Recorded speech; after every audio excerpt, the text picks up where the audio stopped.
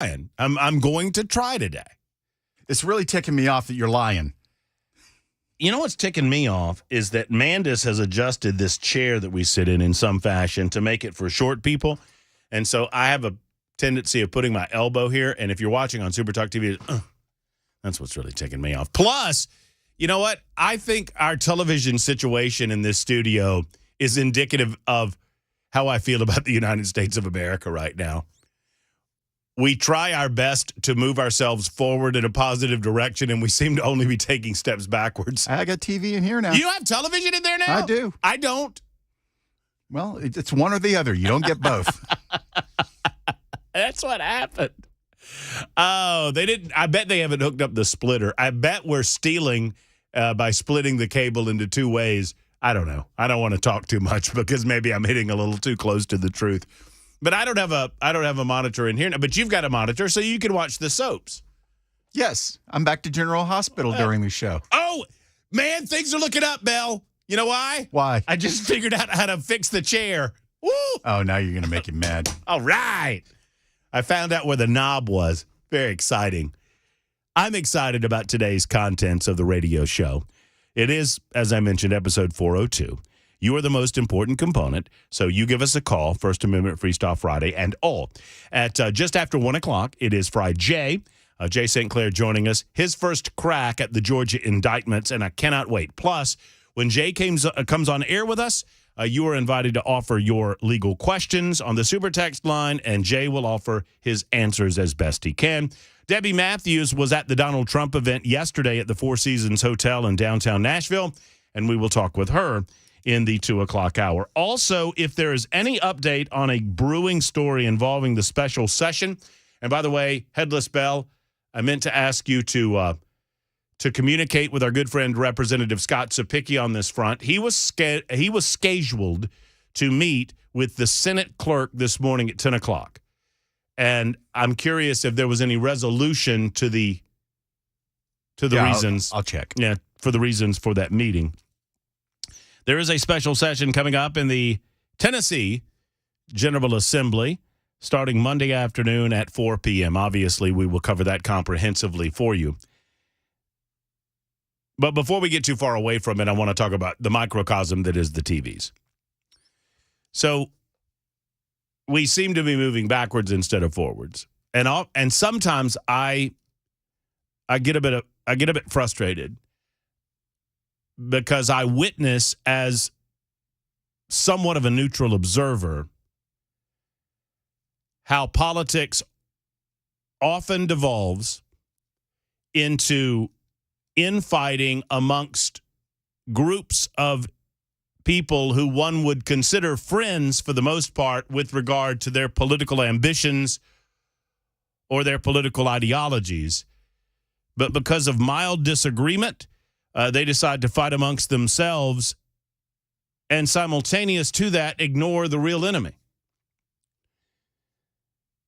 And if you've noted over the last week any frustration in me regarding the special session, it is that I do not tote the water, as my pa used to say, for Governor Bill Lee. But I can understand how listeners over the last week have felt like I am doing that. Only inasmuch as I do not see the boogeyman that other organizations and other groups and other individuals see in terms of this special session. I understand the argument that there's no need for it. Completely. That argument is predicated on the idea that the entire purpose of a special session is of an emergency nature, something that must not and cannot wait until the next convening of the General Assembly in regular session. And if there was an identifiable pressing need in the aftermath of the Covenant School shooting that did not get addressed at the end of the regular session this past session earlier in the year, then that would make sense, and I think it would make sense for everyone. If there was an obvious something, square peg into a square hole, then I don't think that there would be this consternation about the special session to the degree that there is. That's perfectly legitimate. I understand that. I understand that one could argue that it's a waste of money, and all of this could get accomplished coming in January. At the same time, I do not see, nor do I understand the argument that Governor Bill Lee and Jack Johnson, and I've heard this argument repeatedly, and because I don't belong to Club Republican and I don't belong to Club Conservative, I don't belong to any of your clubs. I don't belong to any club that would have me as a member. I am Matt Murphy, individual, and will remain Matt Murphy, individual, till the day I die. So sometimes I'm going to say stuff that pisses you off, especially if you belong to those clubs, because I'm not going to hold back when I see wrongdoing. And I see a lot of conservatives in the state of Tennessee going after the wrong people.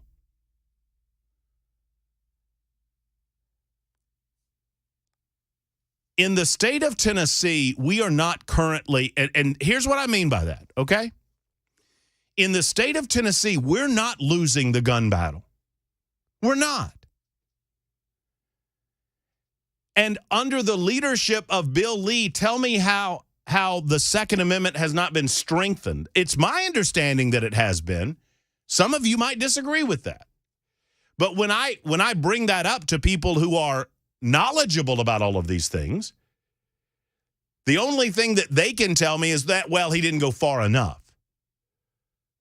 Specifically with the elimination of the need to carry a concealed carry permit, and some would call that constitutional carry, and others are very quick to point out that it is not actually constitutional carry. And I understand their point, but it got better. So if it's getting better under conservative leadership in the state of Tennessee, why are we pointing fingers at Governor Bill Lee with regard to this special session? We're not losing the battle regarding Second Amendment issues in Tennessee, but we are most certainly losing it in the United States of America. And the source of my frustration over the last week, and we're all a big family, and I hope you consider yourself as such. I certainly do. And so I feel the need to identify this, address it, and in some way apologize. I don't want to yell at you about these things that I see that are frustrating me, but I do believe that it needs to be addressed. That when you have conservative or so-called conservative organizations deciding that instead of firmly planting their flag on the hill of going after Democrats and going after liberals and going after others who lie in the weeds attempting to take advantage of tragedies and evil situations such as Covenant, instead of doing that, we are scoring political points, or we're settling political scores by going after fellow conservatives in the state of Tennessee over what is perceived as not quite the right position on the Second Amendment. Does this make sense to anybody? Anybody within the sound of my voice? Are you hearing me? I pray God you are, because if you don't understand what I'm saying, I promise you, in 15 years, we're not going to be in a good situation when it comes to the Second Amendment. Because we're not fighting back against the right people. We're fighting amongst ourselves, which makes us weaker, those of us who believe in the Constitution, and makes those who don't, who want to change it, who consider it a living, breathing document, those people get stronger because we're eating our own. And yes, I'm talking to Gary Humble and other organizations like his. I use him as an example, and I probably shouldn't. People think I hate the guy. I don't know Gary Humble. I'm sure he's a nice enough guy. There can be great good that comes. You know, we don't decide whether to call the special session. The governor does. So if you want to argue that this shouldn't be happening to begin with, then I'm right there. That's fine. That is a valid argument. It's a valid point that you're making. But that's not up to me or you. And if you want to ding or criticize the governor for making the call at all, then I understand that completely. What I don't understand are organizations that are lying to their readers or lying to those that listen to them about what the governor has done since the call or what he has done since he floated the idea of an order of protection. Friends, why not take the victory? Governor Bill Lee, let's be real clear. In April, Governor Bill Lee floated the idea of an order of protection law. And immediately the state of Tennessee said, no, sir. We do not believe that red flag laws work. They don't. We believe that a red flag law by any other name is still a red flag law. It was. We do not believe in curtailing the rights of individuals singularly with regard to guns without the necessity to curtail the rest of their rights. And everything that anyone within the process tells me is that the governor heard that message, which is why he's not presented a bill on red flag laws and won't. Yet still, when I'm reading news organizations in this state, I see the governor's red flag law session. You're either ignorant of what's been going on around you or you're doing that intentionally to up your readership. And if that's the reason you're doing it, then you're just as bad as the liberal media. If you're willing to be dishonest in order to gain a political advantage over fellow conservatives, then how are you different than the mainstream media? I ask you. By the way, without naming names, because I don't want to do that. I don't want to. And then they will take advantage. And yeah, I'm talking to everybody that uses the term uniparty. I am. I'm talking to everyone that decides that their version of conservatism is pure, and anyone that disagrees with any aspect of their version of conservatism, they are lesser than. Whether you know it or not, you're hurting the cause of liberty and freedom and constitutional republic. I believe that. And so I have to call it out. And I do. So that's why I've been grumpy this week. Now, if something comes up, I mean, on individual issues, I will tell you what I feel about it. I'll get what you think about it. We'll talk about it. That's the way that the public square works. That's the way that the electronic public square that is represented by talk radio works. That's the way that representative government works. But we have a lot of players in this game in the state of Tennessee that are deciding on how they feel about certain aspects of what's going on based on what advantage it presents for them. That is selfish, and it is not in the best interest of the people of this state. And as God is my witness, I'm never going to do that. I wouldn't do it to you. It's a disservice to you. And that's the opening monologue. It's 12:20 on Super Talk.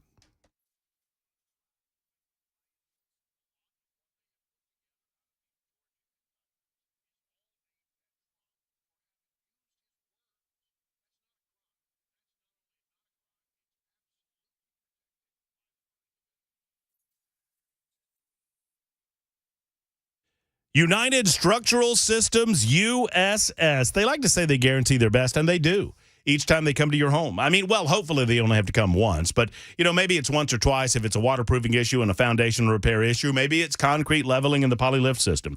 Friends, you don't want to call USS. I say that kind of with tongue-in-cheek because I know when you call them, you have to call someone because you've noticed the telltale signs of foundation issues, waterproofing issues, or more within your home. Well, those things aren't going away, and you need to call someone. Who are you going to call? Are you just going to, throw a dart on a dartboard and call the next foundation guy that you see? Or are you going to call the best been in business since 1994. They have over 25,000 customer testimonials. Those are satisfied customers that have been helped by USS, United Structural Systems. When it comes to large home repairs, don't just trust the guy down the street. You don't know what you're going to get. Trust the proven commodity. Trust USS, keeping homes dry and stable since 1994. They serve Middle Tennessee, Southern Kentucky, and Northern Alabama online at USSTN.com, USSTN.com, 615-488-7855, 488-7855 for USS.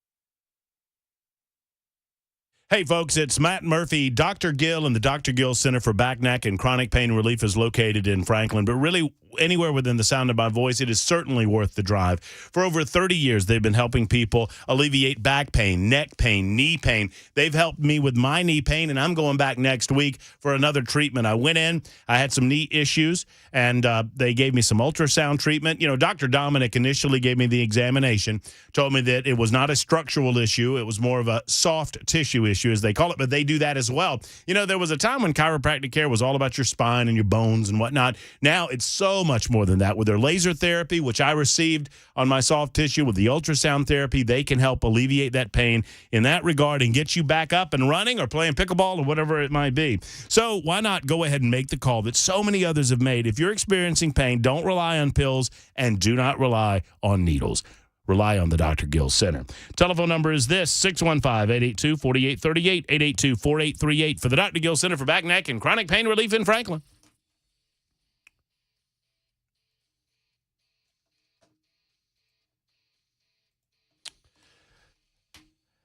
All right, it is First Amendment Freestyle Friday, Super Talk 99.7 WT, and I had a couple on the hold, and they went away, so you're invited, no waiting. 615-737-9986, 615-737-9986.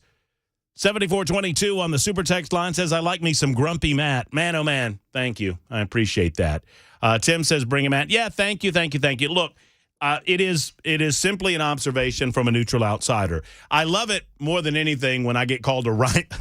Bell K knows this. Headless Bell knows this. When people call me a rhino, I love being called a rhino. because I've never claimed to be a Republican, and people say that I'm a Republican. But you're a Republican in name only. Well, I'm not a Republican. Well, you're no conservative either. That is correct. I'm not a conservative. I agree with you. Batting 1,000 so far. Thus far, we are in complete and total agreement.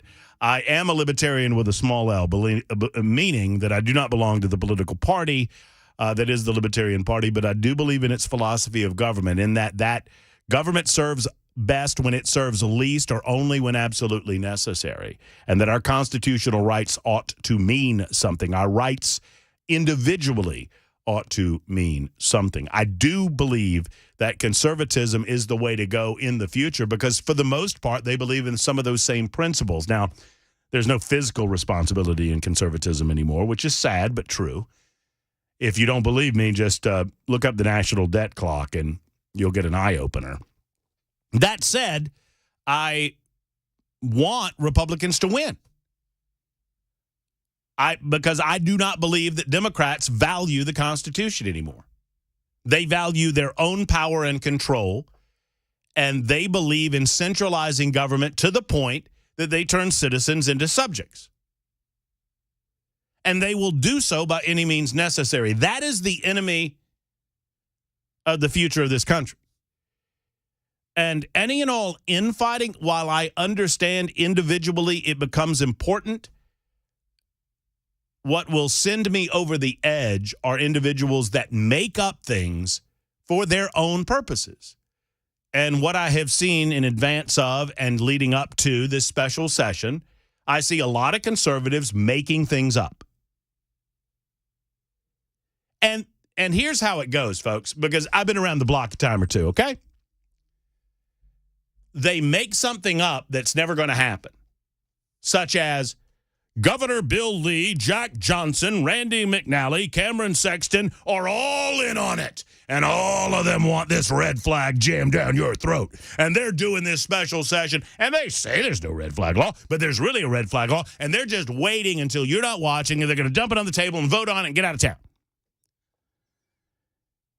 And that's all well and good. And it sounds all conspiratorial and everything. And people believe it. Sadly, individuals that are promoting this sort of thing, they've got it pretty good because it was never going to happen. So they scare the hell out of people into believing it.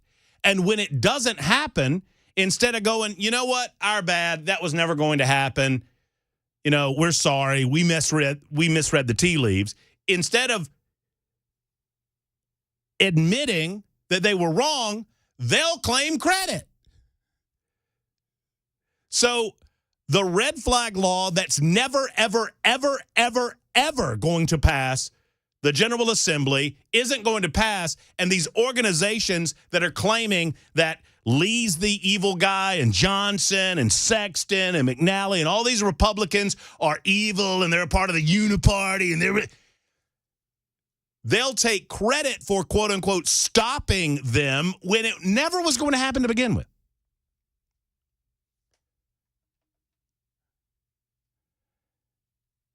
And I've seen it over and over again. 8512 asks a really important and good question about me, and I appreciate that. And it is, so what about the Republican Party do you not agree with, and why will you not commit to either party? I vote Republican more than anything. I have not voted Democrat. I really don't know that I've ever voted for a Democrat outside of the first time that I voted in my life, which was in 1992. I voted for Bill Clinton. I did not make that mistake again in 1996. I had learned my lesson. I hope that you forgive me. Oh, wait, no. Oh, man. Bell, I just made a huge mistake. I just Ramaswami'd myself. And the last time I Ramaswami'd myself, well, never mind. Anyway, I just Ramaswami'd myself. Well, you took Soros money? What? No. I mean, I admitted that I voted for Clinton in 1992. You're going to hell now. Well, right. I mean, because you can never make mistakes in your childhood and make up for them later on in life, sadly. But, I mean, the Ramaswamy deal is similar to what I'm talking about here in the state of Tennessee. Yeah. They're very, very similar in their nature. That because Ramaswamy took some scholarship from the brother of George Soros, he is evil and he's been a plant and he's a Manchurian candidate. That's the suggestion. Exactly. And I don't believe that's true. Oh, come on, man. I know. Of course it's true. I know. You're just so naive. You're not. I mean, you're a rhino, man.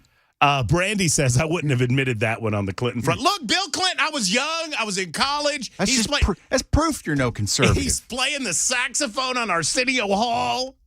Got the shades on, man. And, George H.W. Bush was such a nerd.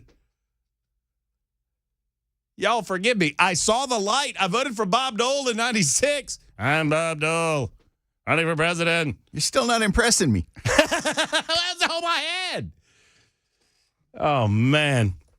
So what about the Republican Party do you not agree with, and why will you not commit to either party? I do not feel the need to commit necessarily to either party. I've just never been a club guy. I vote Republican far more often than I vote anywhere else. And if I vote for someone that's not a Republican, it is typically a libertarian candidate or a constitutional candidate. I mean, there are some political parties outside of the big two that I will sometimes gravitate to. For example, I voted for, when did Bob Barr. Remember Bob Barr, Georgia? Yeah. He ran as a libertarian in, I think I voted for him instead of Mitt Romney. No. I voted for him instead of John McCain because I held my nose and voted for Mitt Romney, and that was a big mistake. That guy.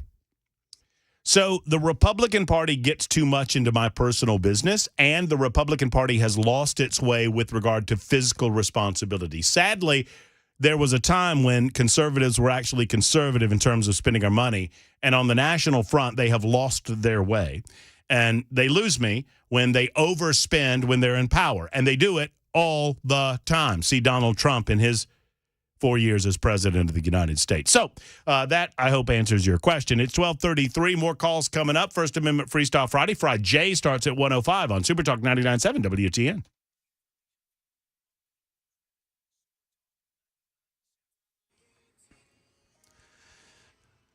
It is indeed 12:33, and I'm Jay Harper with your top stories. We've got plenty of sun on this Friday, 85 degrees. We'll get you that weekend forecast here in just a little bit. Here in Middle Tennessee, emergency crews responding early this morning to an explosion at a gas plant in Hickman County. The explosion reported about 8:30 this morning at the Tennessee Gas Pipeline Facility that's located on State Road 48. The fire's been put out, but emergency officials said that one person was hurt in the incident, but it was not due to the explosion itself. A mandatory evacuation order remains in effect for a 1-mile radius around the facility. This is a developing story. We'll, of course, keep you posted. President Biden opened up the summit meeting with the leaders of Japan and South Korea at Camp David this morning. He gave brief remarks, thanking both nations for having the, quote, political courage to attend and emphasize the growing cooperation between the three countries. Our countries are stronger and the world will be safer as we stand together.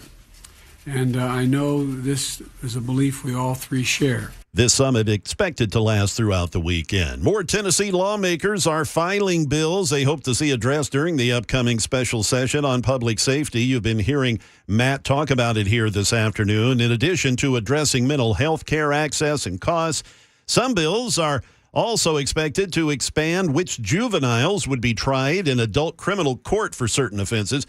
Others expand who may be submitted to psychiatric holds at mental health facilities and allow for more people armed with handguns on school property.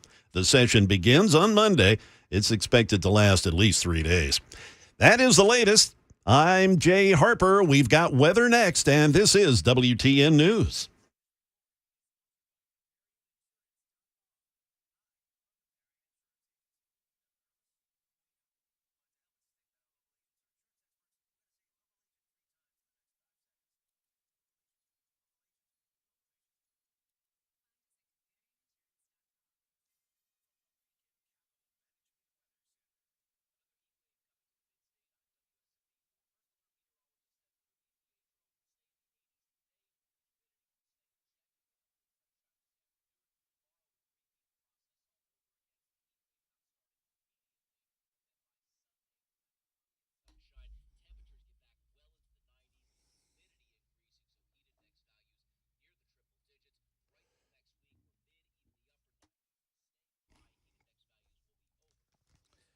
Hey, folks, it's Matt Murphy for Brentwood Hearing Center. Did you know there are some things that people just wait too long to deal with? And one of them is your hearing. And I get it. I understand it. You don't want to believe it.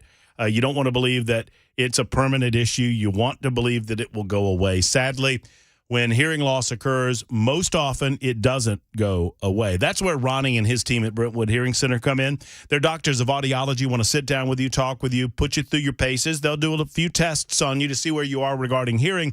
And if the time has come for a hearing device, they have them, to include the Phonak device. I'm very excited about this.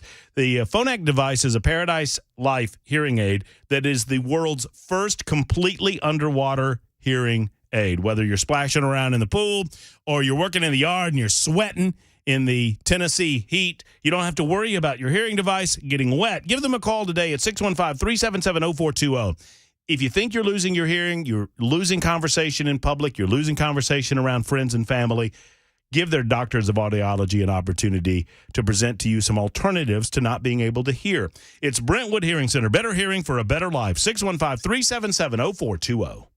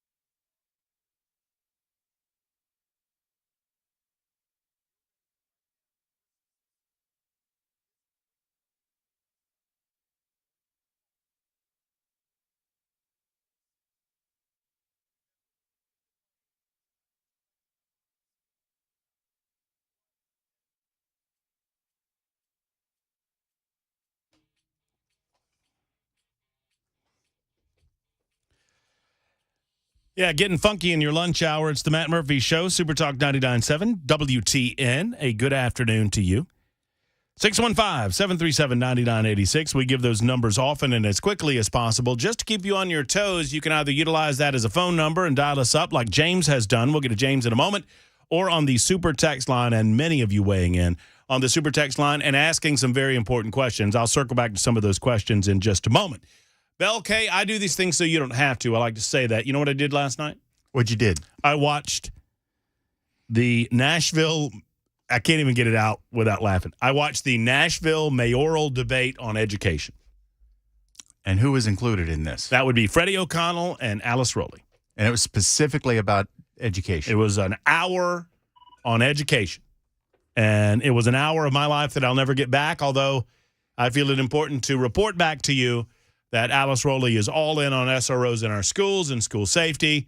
Freddie O'Connell, not committed. Not committed. Did she say anything that you found problematic? No. I admit that they were talking about public-private partnerships with certain organizations like after-school programs and certain things like that I am not familiar with. So I got kind of lost in the weeds on occasion because No point of reference. I just don't know these organizations. But they disagreed on certain organizations that they believe Shows is how best. much you care about your kids. I know. I don't care. I don't. A's, F's, I don't give a rip. Just keep quiet and go to your room. And stop asking for more money. And stop bugging the dogs. The dogs are my priority. So what are you doing this weekend? You know what I'm doing tonight? What? I might, if I could get you out of your house, I could get you in on this. What? You know what is at the Ryman tonight? No. You might be into that. You go look it up and tell me if you're into it. Okay. I'm going to the Ryman tonight. All With a right. buddy of mine. Now I'm curious. and we're meeting for a little meal beforehand. I think the show's at 8:00 at the Ryman Auditorium. You just go look and tell me if that's something. So you'd be interested. I take it. I might have an extra ticket. I don't know. Eric is still out of town. No, he's in town, but Oh. this is not her cup of tea, and so it's a kind of a boys' night. Okay. But I'll invite you anyway. Thanks. That was. It was unnecessary. Why don't you just open up your face and put some pie in it? It was an unnecessary aggressive act. It was such a nice conversation, and then I had to do that. Hey, James, what's going on, my friend? How are you? Hey, James. Hey, so in regards to what you're saying about Bill Lee, I understand completely where you're coming from, that, everybody's attacking him and, that maybe it's a front that it won't actually happen, that he won't do the red flag law, and I get that, but why did he even leave the door open in the first place? I mean, I would have rather him just say, no, we're not going to consider it, instead of, putting that gray area in there for all these people to come in and do what you said. I'd like to hear your opinion on that. No, I agree with you. I think because he made the statements in April, he felt the need to put it in the call. And for those that, and I know you probably understand this, James, but just for everyone's edification. So the governor puts out a call, and the call is, hey, we're going to have a special session, and here's what it's on. And he sets kind of parameters, but those are not bills, right? So he included an order of protection measure in the call, but he has not presented a bill. The governor presented a couple of other bills, but nothing on that. And I am told that they have no intention of issuing a bill like that. And I am also told that the Republicans in the legislature have no interest in bringing any of that up. I think the answer to your question is, I think because he brought it up in April, he felt the need to include it in the call now. I would have preferred him to simply come out and say, look, we've talked to various people and groups. We've talked to the state of Tennessee. I recognize that red flag laws are not a way that you want to go, and so that's not going to be a part of the call. I would have preferred him to do that. Agreed. Yeah. I feel the same way. I just would have preferred him not to even bring it up, because I agree with your opinion on it, that, these people will take credit for it. But, I mean, like, people that, support those guys, I mean, they have a valid point in saying, hey, why did he even open the door to begin with? Like, we want a strong conservative governor. Why did he even open the door? So I agree with that. And let me float this one at you, James, and let you chew on it a little bit. So when we talk to conservatives about the issue of mass shootings, invariably the issue of mental health comes up. So while Democrats are running around screaming gun control, Republicans or conservatives are running around talking about mental health. And I try to dive a little deeper and ask, what do you mean when you say mental health? What do you believe the government can do regarding mental health that's not a violation of constitutional rights? And the answer is nothing, by the way.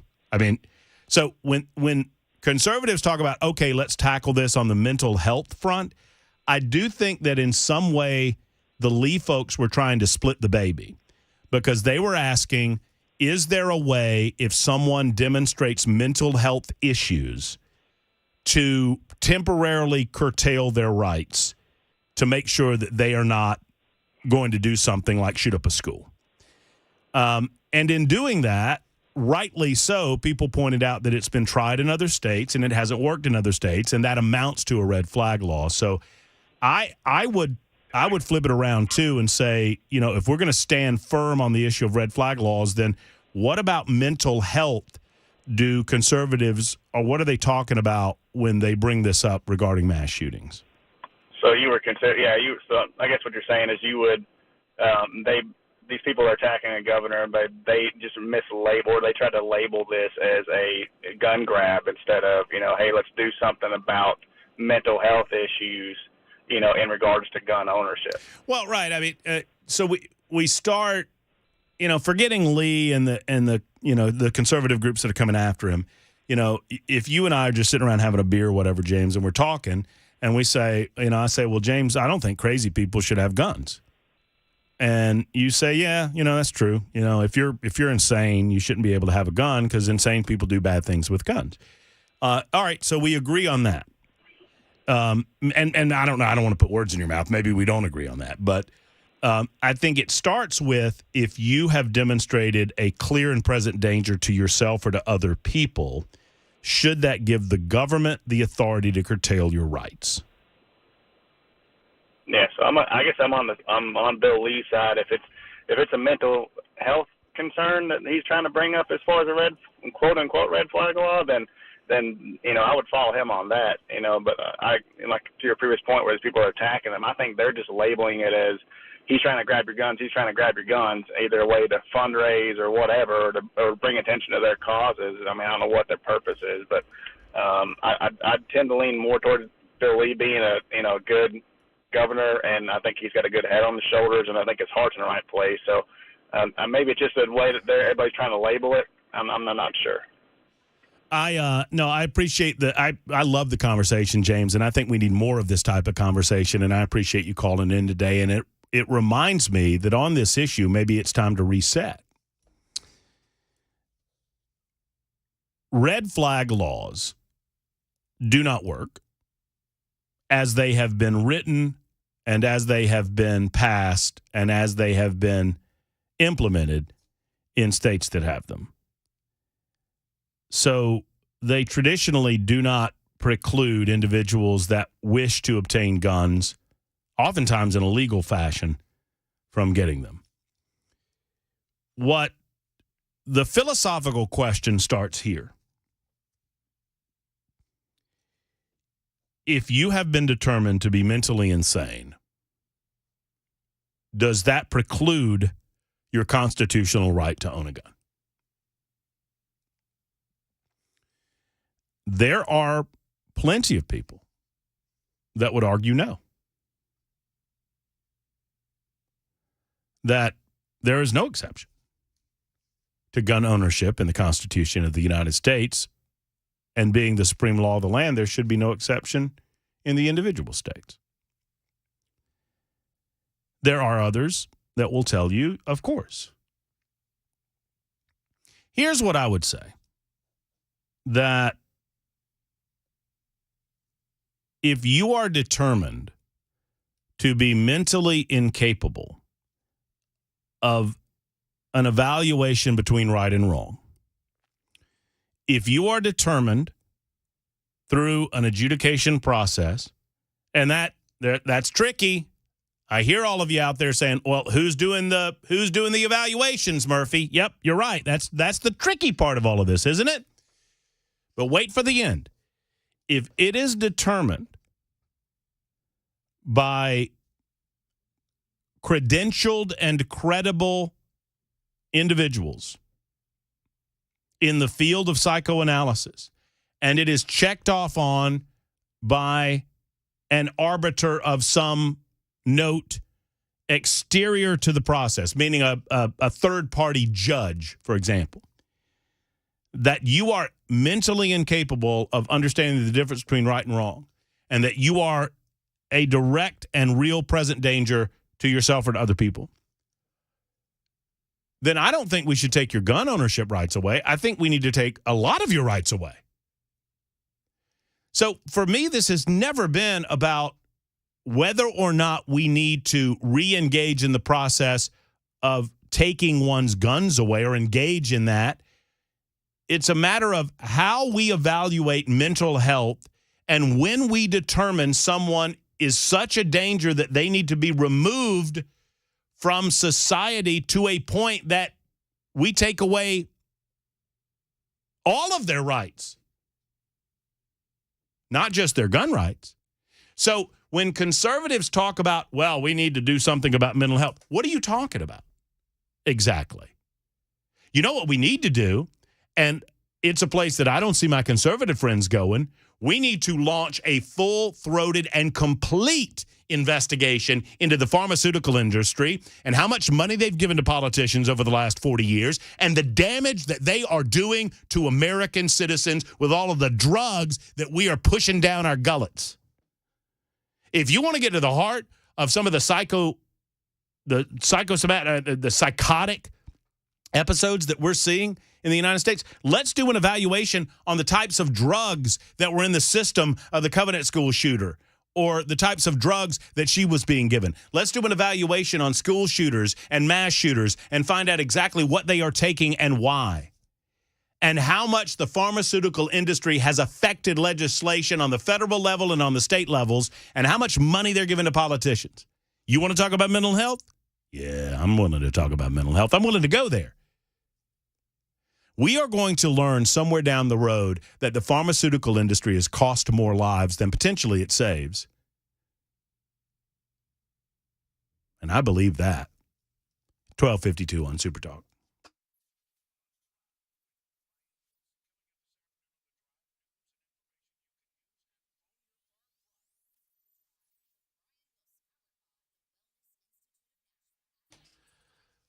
Yeah, I'll go you one further. I believe in the Second Amendment. More importantly, I believe in the GlockStore.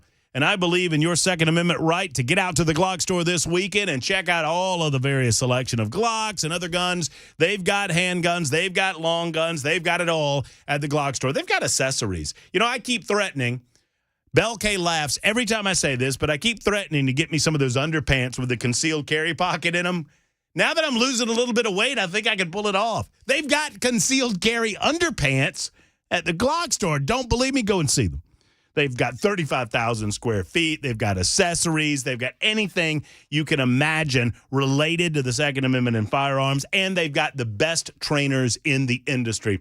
It's one thing to buy. It's one thing to accessorize, and it's a third thing to get trained. And at the Shoot 270 rooms, the Shoot 270 rooms at the world-famous GlockStore, they can train you up as well. Highly qualified trainers. Dan and his team do a great job, and they want to train you. Find out more about a training session happening on September 2nd. That's a Saturday, the day after my birthday, starting at 9 o'clock in the morning at the world-famous GlockStore's website. That's GlockStore.com or Shoot270.com, and tell them Matt Murphy sent you to the world-famous GlockStore.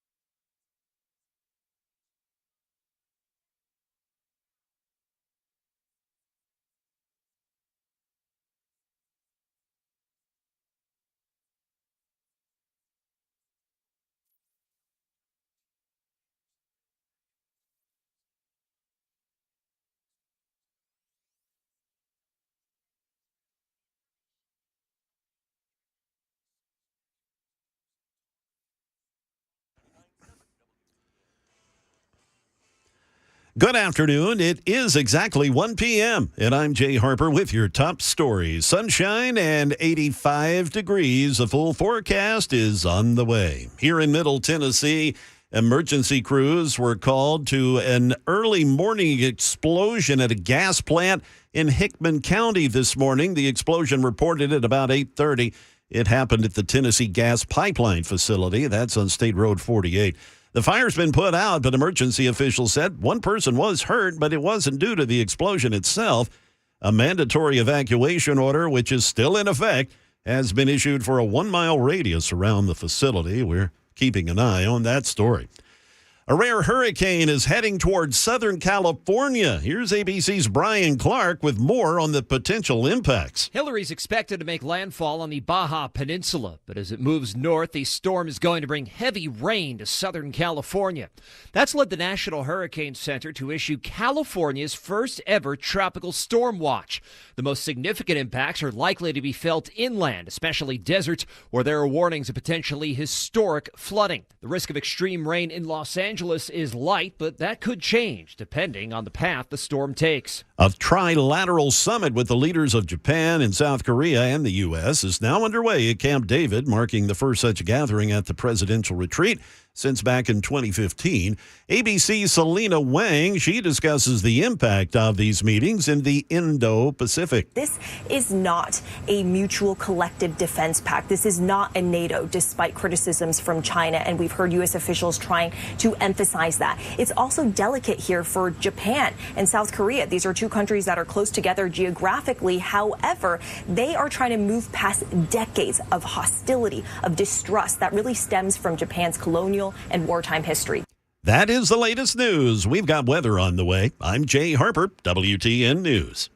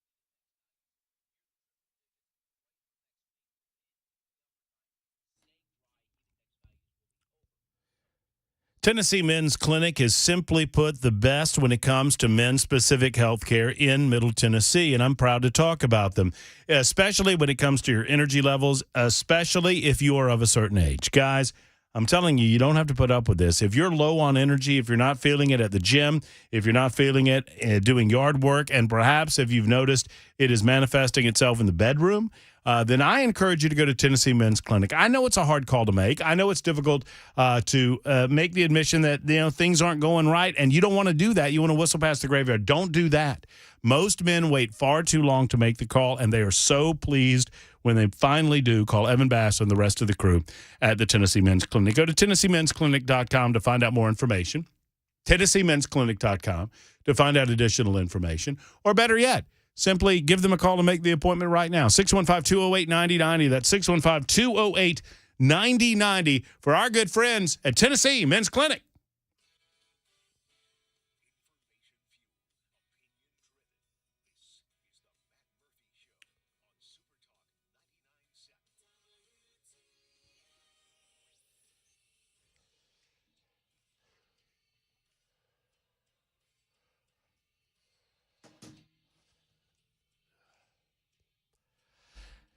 Hello, friends. It's hour number 2 of the Matt Murphy Show on Super Talk 99.7 WTN. I've had a fun first hour. Hope you have as well. Thank you for being out there. I appreciate all of your participation on the Super Text line as well as on the phone line, 615-737-9986, 615-737-9986. And I'll get to many of your comments coming up in just a couple of minutes, or, well, probably a little bit longer than a couple of minutes. But a lot of you have commented on my rant about pharmaceutical companies and our conversation about the special session that's coming up next week, some of the characterizations and some of what I consider to be the mischaracterizations of what we can expect to happen next week. I've intentionally suspended any further conversation about the latest Trump indictment in the state of Georgia for this hour of the show. I'm excited not only that you get an opportunity to ask questions of a legal expert, and you may, 615-737-9986. I'm writing them down, or actually I'm flagging them. I'm not really writing them down. And I will get to as many as I possibly can after we have a robust conversation with our next guest. He is a legal expert. He's a native Tennessean. And he's my good friend, my best friend. It's Friday.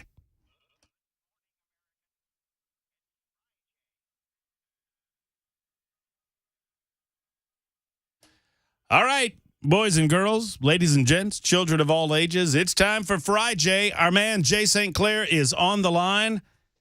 Jay, I like to ask you every week, and I'll do it again. How you doing?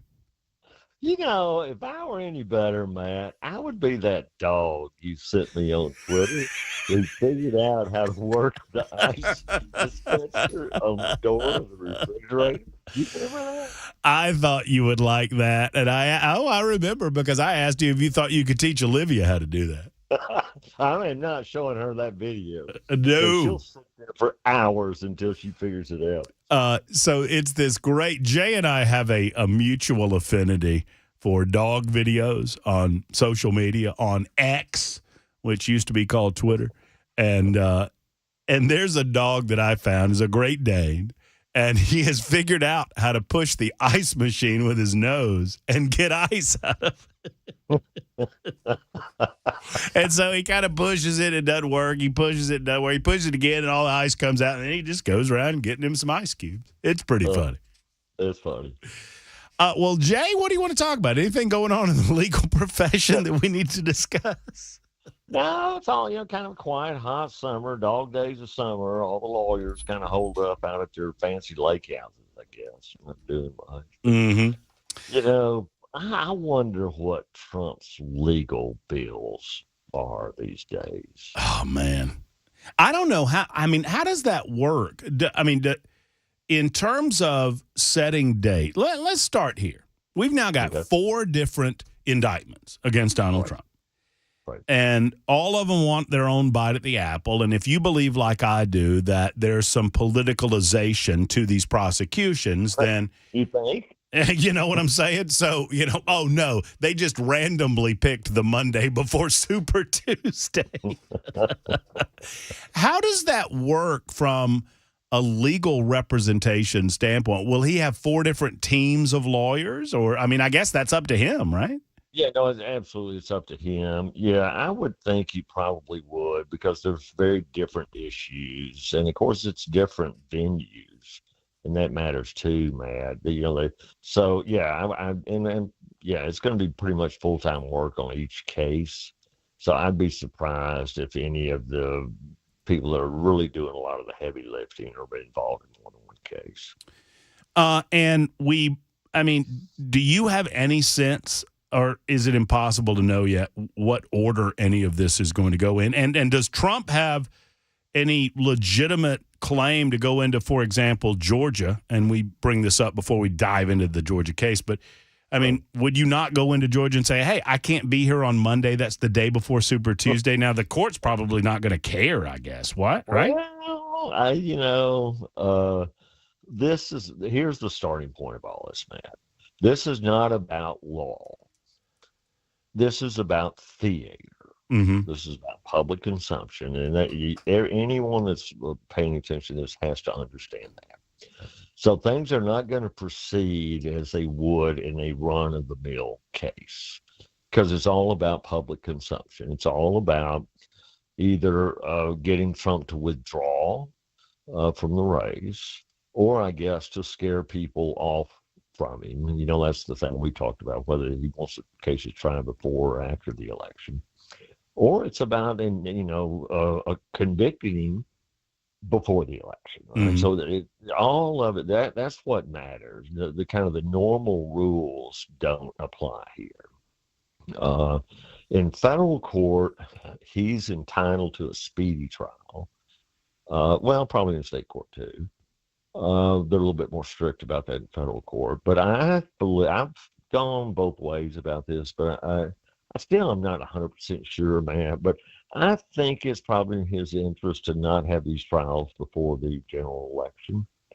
But I don't know. Maybe I'm saying that's not my bag. That's more your bag.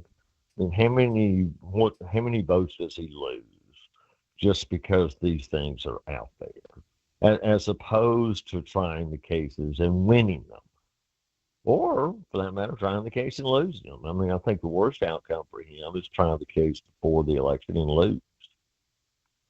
But from just a political standpoint, I think he's got good arguments for appeal on all these cases. Well, I think Democrats from the political standpoint, just to give you my thoughts on it, I think Democrats get it both ways.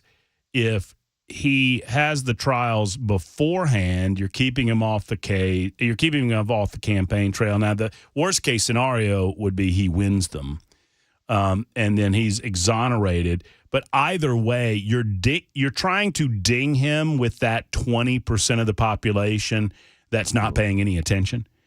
You're trying to get above that waterline and ding him in that way.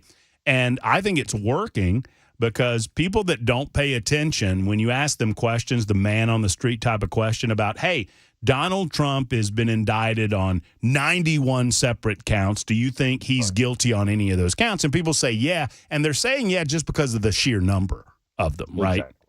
Yep, I agree. And so I see it both ways, whereas if you push it beyond the election, then you have him over a barrel with those 20% who have to go to the polls and figure out who they're going to vote for. So in other words, it's a pretty brilliant strategy on the part of the Democrats. Well, yeah. I mean, if you got no morals or ethics and you're willing to do these types of, honestly, if you're willing to do these types of things to win, if winning at all cost is your goal, then yeah. I mean, they're doing what they need to do. And I don't suggest that these are coordinated efforts on the part of the four separate entities. I think everybody, if you're a Democrat, you want to bite at that Trump apple, but they're working effectively in concert with one another to beat him up. I agree with that, absolutely. I guarantee you. It's really only 3, right, because the feds are in 2 of them. Right. That's true. That makes sense. That's right. It's the feds, New York, and Georgia. And I guarantee you the feds in Georgia have been talking recently. And I guarantee the feds in New York talk back when they subpoenaed all those documents or requested them. They won't give them to them, which tells me that's there. So I agree, it's all been coordinated. All right, so let's get into this Georgia thing, and I love doing it this way. We've tried to do it this way with every indictment. I didn't know there'd be 4 of them, but Jay, tell me what you think. Give me the 50,000-foot view. All right, so from 50,000 feet, the longer it takes for someone to describe their case, legal case, Matt, the weaker the case is. I tell the lawyers I'm working on is, look, if you can't tell this jury in 25 words or less what our case is about, you hadn't thought about it long enough. Mm-hmm. You got to be able to tell. When I get up, my first 25 words, I'm going to tell you exactly what this case is about and why my client should win. This indictment is 100 pages long. That's more than 25 words. So just from that alone, that tells me they don't have a smoking gun. Mm-hmm. Right? The most effective indictment is a 1-count indictment. Matt Murphy murdered Jay Sinclair on April 1, 2023. Right. Signed, true bill. Right. Now that guy's guilty. Mm-hmm. Right? Mm-hmm. But when and it's a legal ploy I've been seeing the 40 years I've been practicing law. If you don't have a very strong case, you just throw everything up against the wall and hope something sticks. So, we call it the shotgun approach, right? And that's what you do when you don't have any one good claim. You make up 100, and then thinking, you only have to win 1 out of 100. So that's my view of it from 50,000 feet. The main part of it is what they call racketeering, this thing that came back in the 70s. And they list a whole bunch of acts that they said constitute racketeering. Well, what you haven't heard in the mainstream press is Georgia law, the racketeering, the underlying acts have to be crimes, man. They have to be crimes. And Georgia law sets out 43 crimes that could constitute racketeering. Mm-hmm. None of them apply to the claims against President Trump. And the telling part of it is when they go through the indictment and they'll list them, Act 1, Act 2, Act 3, and so forth. They don't cite the statute. It's very intentional. Now, in a few places they do, and so that tells me, well, they were thinking about it. And they knew that they should be citing the statute. But for the ones that they don't have a cite to, they just ignore it. Wait, so... Act number 4, Donald Trump got up the night of the election and said he had won the election. Right. That was racketeering. That's literally one of the crimes he saw. Declaring victory the night of the election. That's literally one of his crimes. They're saying that's a crime. And it was a crime for him to say the election was stolen. A crime, man. Not a lie, a crime. Right. I mean, and there are three, and we've gone over this week, that it's not a matter of whether you believe Donald Trump. It's a matter of whether you believe that him believing it or not is a crime to say it.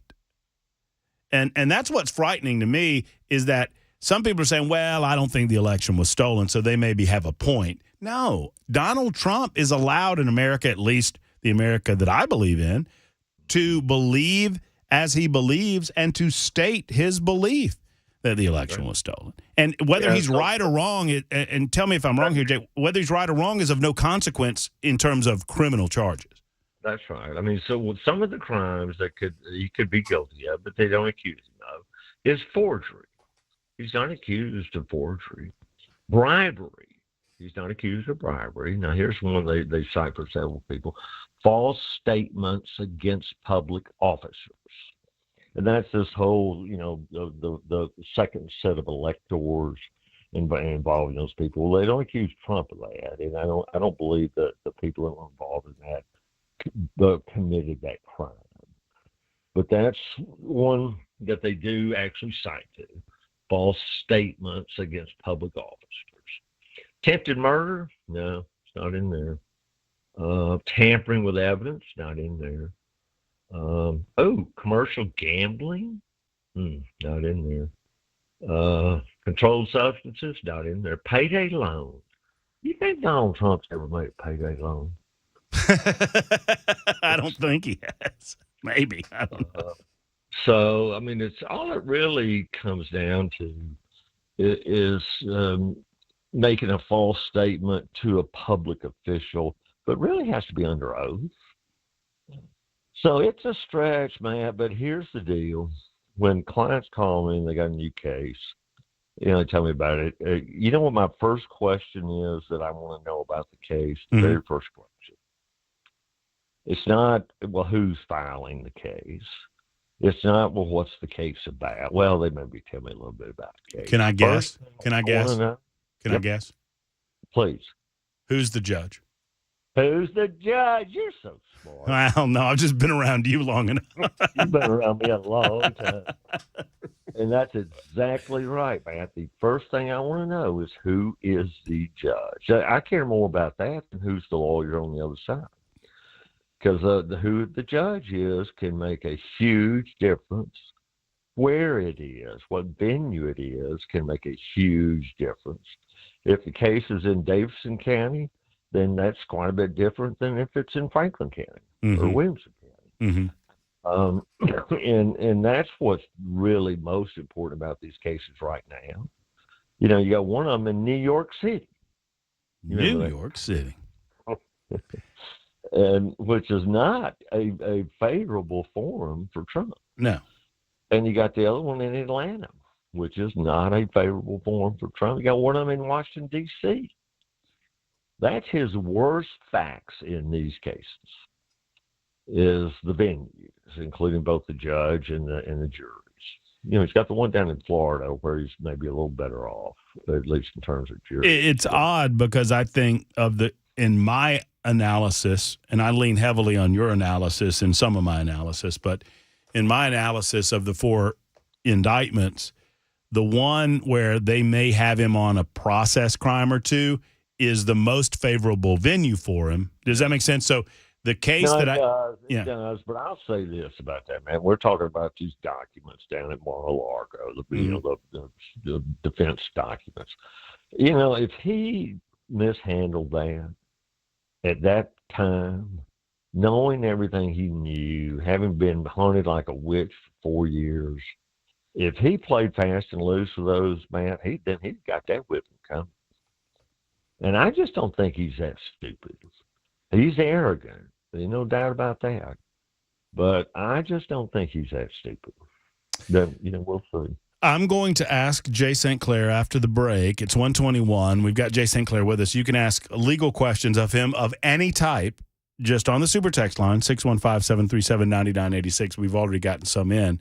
I will ask Jay Sinclair I'm going to use his methods against him, and I'm going to ask him to explain the Georgia indictment in as few words as possible when we come back. It's 1:22 on Super Talk 99.7 WTN.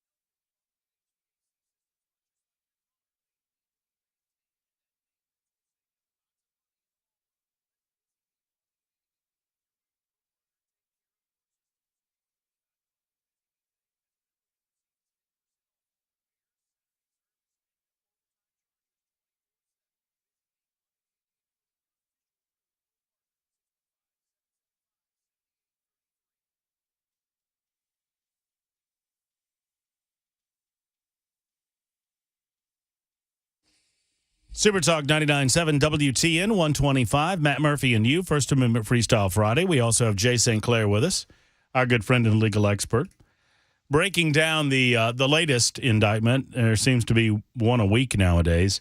It is against Donald Trump. It's about 100 pages long. There's a lot of other people involved. I'm going to talk about that with Jay in just a moment. But Jay, I'm going to kind of something you said inspired me, because I don't know that as much as I've read about this, I'm quite sure what they're charging Donald Trump with. They're charging him with racketeering. I get that. They're charging him under RICO. I get that. But what are they saying? That they're saying that he conspired with other people to steal the. I don't want to answer my own question. So, you said in 25 words or less. I mean, is there a way for you to try to help us understand simply what they are accusing him of in Georgia? Yeah, I think so. I mean, they're accusing him of a lot of things that aren't crimes, Matt. But the only real crimes they've accused him of is false statements against public officers. That's really the only crime they committed or alleged. They've alleged other stuff. They said that he said things that weren't true, and people asked for phone numbers, acting like that's a crime. But the only real crime is false statements to public officials, and I don't think they've accused Trump of that. So again, it's when it takes somebody 100 pages to tell you what they think he's done wrong, and you read it, and you still can't really understand what they're claiming he did wrong, they don't have a very good case. It's a jumbled mess. Well, I mean, it comes off somewhat as a political leftist. It's almost political porn fantasy. I mean, but they just it's everything that those on the political left claim they have wanted for the last 6 years since Trump has existed, since he's come down the elevator, kind of bundled into one. And I have a difficult time understanding it. Here's the question. Is it possible in your mind that this doesn't go to trial? That's possible. The one thing I have not checked into is the composition of the Georgia Supreme Court.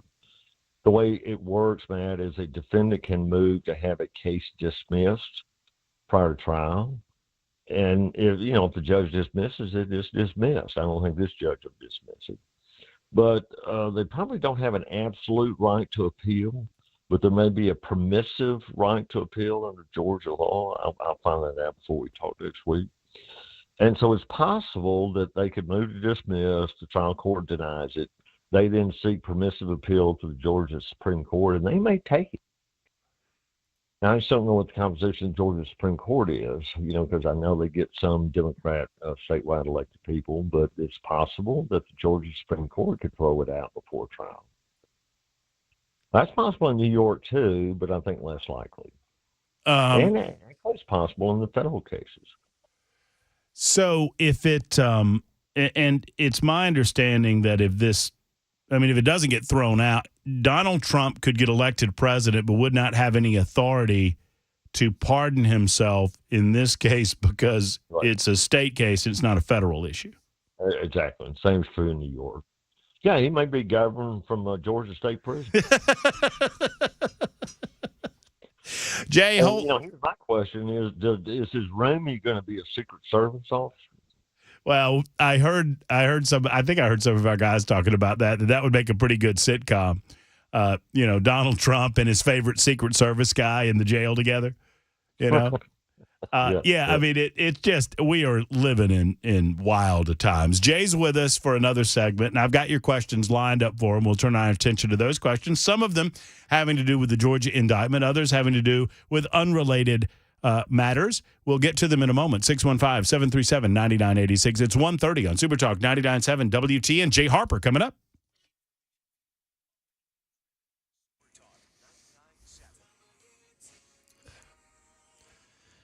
It is 1:30, and I'm Jay Harper with your top stories. Plenty of sunshine and 86 degrees on your Friday. We'll get the weekend forecast to you here in just a bit.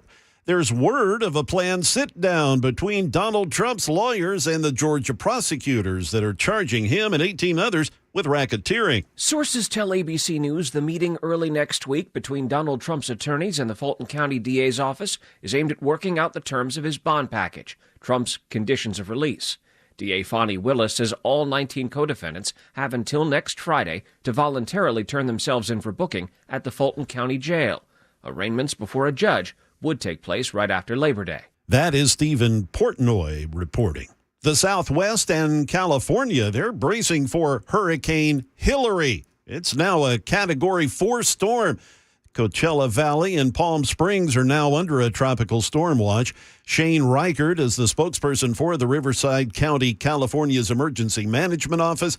He tells ABC News that Hurricane Hillary has the potential to make things very wet very quickly. What we're looking at is potential for widespread heavy rain and areas of very intense rain with potentially very intense winds. Here in Middle Tennessee, emergency crews, they're still on the scene at the Tennessee Gas Pipeline Facility located on Highway 48 in Hickman County. The fire's been contained. That was some time ago.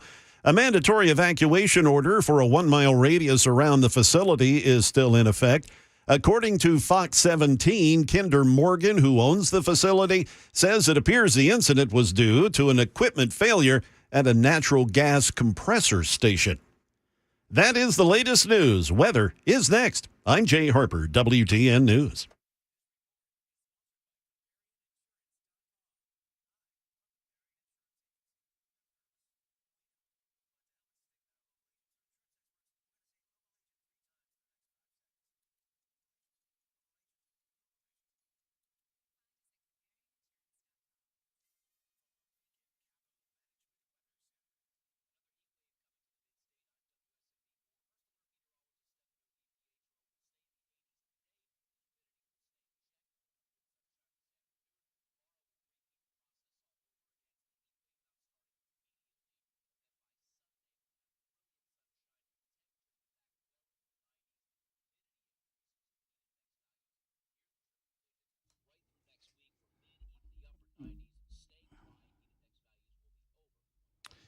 You know, I'm all in on the weight loss game, and it's also summer farmers market season. And recently the wife got some cucumbers and those little spring onions at the farmers market and made a cucumber salad that was so delicious. And here's what made it so delicious: Savory Spice. You know, like Grandma used to make, where you cut the cucumbers and the onions real thin, you put vinegar, just a little bit of sugar, and dill from Savory Spice. And that's what makes the food. The spices from Savory Spice are so delicious. They have a salt selection like you've never seen. But beyond that, they have different spices for different types of food. We've got taco seasoning at the house. We made the Sunday pot roast, which is a complete spice set. They pre-package all of the spices you need. So all you have to do is put the meat in a crock pot, put some onions and other veggies in the crock pot, put all the spices in the crock pot, and just let it go. Let it simmer, and it is absolutely delicious. Friends, I encourage you to get to either of the locations at Savory Spice and see the spice difference.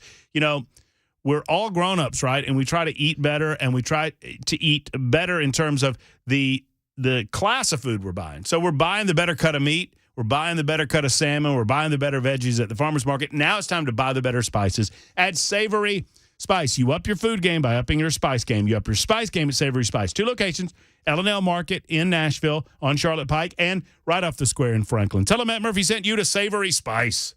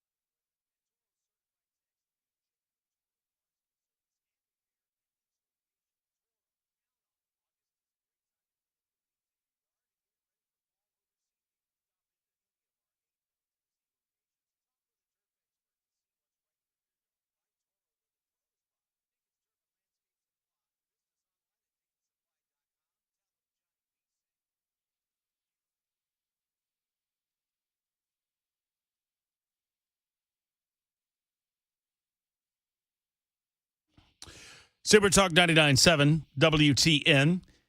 Me and you, Matt Murphy Show. Thank you for being there. We're here till 3 o'clock. Brian Wilson in the Drive coming up at 3 until 7 o'clock. Information-fueled and opinion-driven News Talk Radio on Super Talk 99.7 WTN. We also have Fry J in progress with Jay Sinclair, our good friend.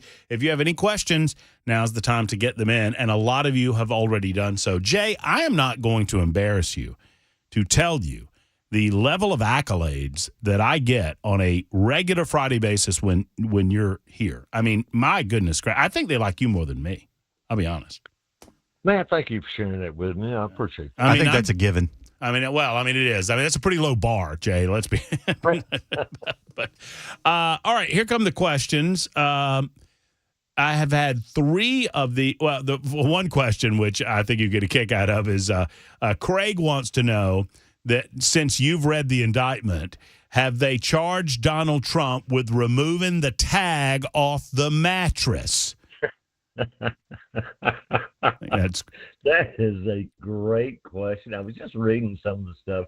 I wish some of the silliest ones, but I do not believe they have, but they have. Well, let's see. Here's one of them. No, they haven't. Here's what they've charged him with.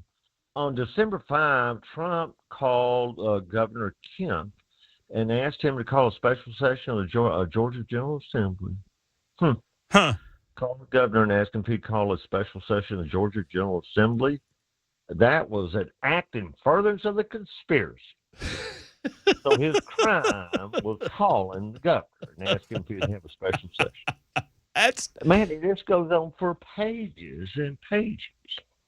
So one of the multiple questions that we've gotten regarding the indictment is, and I think I know the answer, but I'm going to leave it up to you. Can Donald Trump recoup his legal fees for any or all of this should he be exonerated?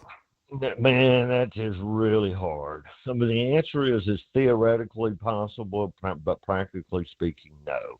It is really hard to sue the government. The only way in criminal cases it's even harder. The only way to do that, Matt, he'd have to prove that there was absolutely zero chance the government could win this case, and they pursued it just out of political spite. I believe all that to be true, but no, the money's gone down the road. But whoever asked that question, that was somebody texted that in, right? Yes, sir. Tell that person, lawyers are people too. We got to eat just like everybody else. Well, I want to broaden the question out a bit. You and I have spoken on this in the past.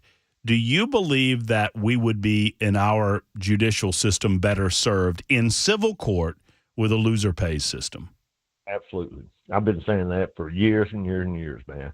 If I were king and I could change one rule in the legal system, it would be exactly that. Loser pays. Meaning that if somebody brings a lawsuit and loses it, they have to pay the other side's attorney's fees. If somebody brings a lawsuit and wins it, then the loser has to pay the winner's attorney's fees. So you get paid either way. Well, no, yeah. Because it's my client that has to pay. Hey, Bell, lawyers are people too, buddy. We got to eat. Stop lying on the air to our listeners are not going to put up with that. So, I mean, and to help, loser pays in civil court, what do you think would happen to the number of lawsuits? I mean, could you put a percentage? Could you guesstimate a percentage? Yeah, well, not really, not scientifically, Matt, but from my personal experience, it would do away with anywhere 25 to 50% of lawsuits would not be filed. Is that why we don't see anyone clamoring in Congress or in state legislatures to have because there's a lot of lawyers that serve as politicians too. So I'm imagining lawyers don't like less lawsuits. Yeah. Hey, Bell, have you ever heard of the Golden Rule? Yes, I have. But I'm assuming you have a version of your own. Well, he who has the gold makes the rule. The rule, yeah, of course. And here, lawyers make the rules about what lawsuits can be filed. Lawyers are not going to reduce the number of lawsuits. Or if the lawyer wins the case for the person with the gold, they get some of the gold. Absolutely, better lawyers are people too. Man. We gotta eat. He keeps Stop lying. For 20 plus years, he's been telling me this, and I've yet to believe it. I don't believe it for a second. As the old joke goes, 1,000 lawyers at the bottom of the ocean. Yeah, it's a good start. Good start. Mm-hmm. Oh no, we used to do Bell. We used to do that on Fridays too, where people would call in with their lawyer jokes, and they would do the setup, and Jay would guess the punchline, and Jay had a pretty good percentage on the punchlines. I've heard them all. What's the difference, Jay, between a dead skunk in the road and a dead lawyer in the road? Yeah, skunk's got skid marks in front of it. I mean, they practice time. All right, back to questions. Jay, and this is kind of directed at me because I was promoting this originally, and I think you'll have it. Most of the hosts, myself included, this from 1014 in Kentucky, many of the hosts have mentioned that the special counsel rule, now this is going back to the Biden special counsel, Jay, where they named this gooberhead as a special counsel after he was already serving in Delaware in the case. Many hosts have mentioned the special counsel rule requires someone from outside the government in regard to the Hunter Biden deal. But wasn't Durham a federal prosecutor before being appointed to special counsel? And this guy's inside of the government. Thanks. And his name is Keith. Any thoughts on that? You know, I've not looked at that, but I read somewhere, I just didn't follow it up, that Durham at one time worked for the government, but I read somebody said that he actually had resigned by the time that he became special counsel. And I think the intent of the rule is that they're not to be currently employed by the government. But I hadn't run that fact down. But and what I did read up on this after, because it became readily apparent that this guy in Delaware still worked for the government, yet he was being named as a special counsel. How could that happen? It is a rule. It is a rule that is expected to be followed by all of the underlings, but Merrick Garland is not bound by the law to follow. I disagree with that. Do you think he is? Yeah, regulations carry the force of law. It's this thing we've been talking about all along. Congress passes these laws very broad, and then they give the agency the authority to fill in the details. Well, the regulations they issue, Matt, have the force of law. A lot of the environmental EPA stuff, those are regulations. If you violate those, you go to jail. So no, regulations carry the force of law. Here he is just blatantly violating it. And gambling, I guess, that, well, no one's going to challenge it. I mean, who would challenge it? It's probably only Trump. So so the argument is, well, the rules are there, but that Garland can supersede the rule. You're not buying any of that. I'm not. No, he's not superseding. He's violating it. It's just that no one's going to challenge it. I mean, it would be like when, they forgave that $50 million worth of $500 billion or whatever in student loans. They were using regulations to do that, right? And they said, no, we have this thought. Well, they were just banking that nobody would challenge it. But when they did, they said, no, that's unconstitutional. You're not following the regulation. Same thing could happen here. Somebody could challenge it. And they clearly would be, well, you're violating the regulation. But really, I guess the only person who has standing to challenge it is Trump. And his lawyers have made the calculation that that's not in their interest. He's not superseding. He is blatantly violating the law. And regulations are law. Well, and honestly, if someone challenged it, let's say that you and I figured out a way to have standing and we challenged it and we said, no, Merrick Garland, you can't hire someone within the government. It says clearly they have to be outside the government to be a special counsel. We would be serving what I believe is his ultimate interest, and that is to slow walk this case. That's right. Right. Yep. And so even if we won, he'd go, okay, I'll appoint somebody else, and they have to start all over from the beginning. Yep, and it'll take me 2 or 3 months to find the right person. Right. You're exactly right, man. And that's probably why the Trump people aren't objecting to it. Right. Let's see. Question for Jay. I'm going through, and this is completely unrelated to anything we're talking about. This is a random one. Rando from Smyrna. Going through a Title IX case now, learned the university had knowledge of the bad guy's previous behavior, yet they still employed him in areas dealing with kids. Can the university be pursued for negligence outside of the Title IX case? I hope you understand that, because I don't understand half of it. I do. What it's probably involving is some kind of instance of sexual misconduct between a university employee and a student.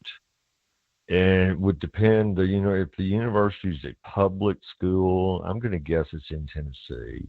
I'm going to guess it's a public school. Yes, they do have some tort liability. I absolutely would talk to a lawyer about that. Mm-hmm.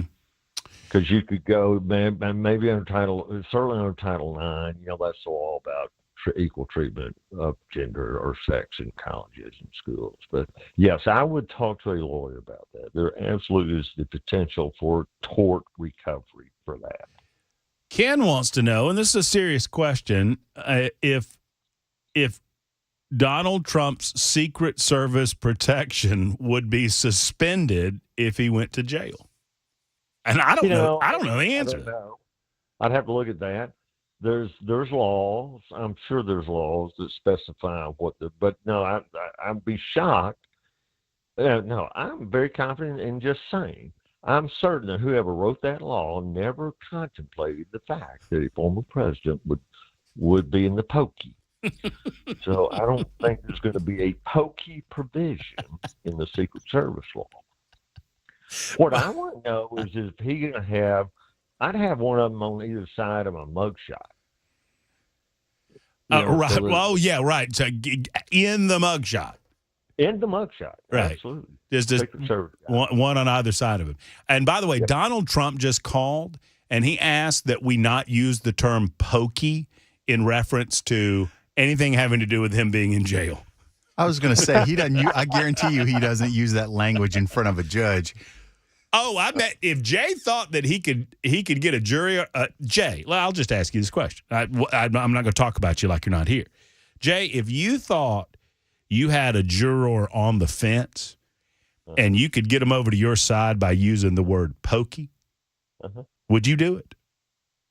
Every time. What was Al Davis? Was he the coach of the Raiders, Al Davis? The owner of the Raiders, I think. That's right. Yeah. And you know what his philosophy was? What's that? Just win, baby. When it comes to the courtroom, man, I got one philosophy. Just win. St. Clair is I'm telling you, folks, he is the most quietly competitive man I've ever had the pleasure of being friends with. He will never say you will never say a bad word about another person's play. You will never say a bad word about another person's driving. But by Jove, you want to beat him. I tell you what, it gets to 16 and the match is tied. It gets real quiet, doesn't it? It does. Jay, thank you for the time today. You know it's always a pleasure. The audience enjoys it so much, and I do too. We'll talk to you again very soon. Miss you, brother. Take care. There's Jay St. Clair joining us for a good couple of segments. It's 1:50 on Super Talk 99.7 WTN.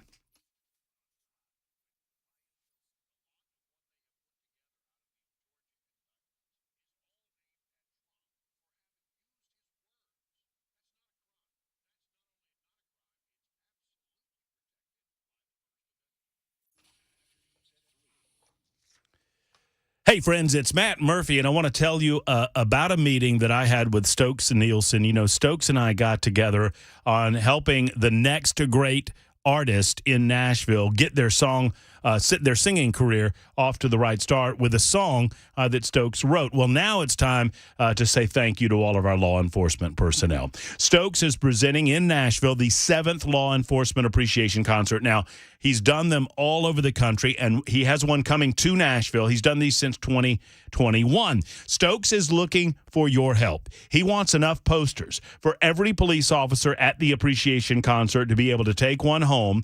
We need a minimum of 200 posters. posters, would love 250 posters. I'm thinking of school groups. I'm thinking of church groups. I'm thinking of you and your neighbors getting together. Maybe you do it as a family project with your youngsters. Now, sadly, because of the nature and security of the jobs that will be celebrated, the Law Enforcement Appreciation Concert remains closed to the public. I hate that, but here's the deal. We'll take pictures of your posters. We'll take pictures of those law enforcement personnel that can't have photos, and we will produce those for you. And I'm telling you, this is going to be really special for the law enforcement community. Here's how you volunteer. Go to signvolunteer997@gmail.com, signvolunteer997@gmail.com, and sign up today. Tell Stokes I sent you, signvolunteer997@gmail.com.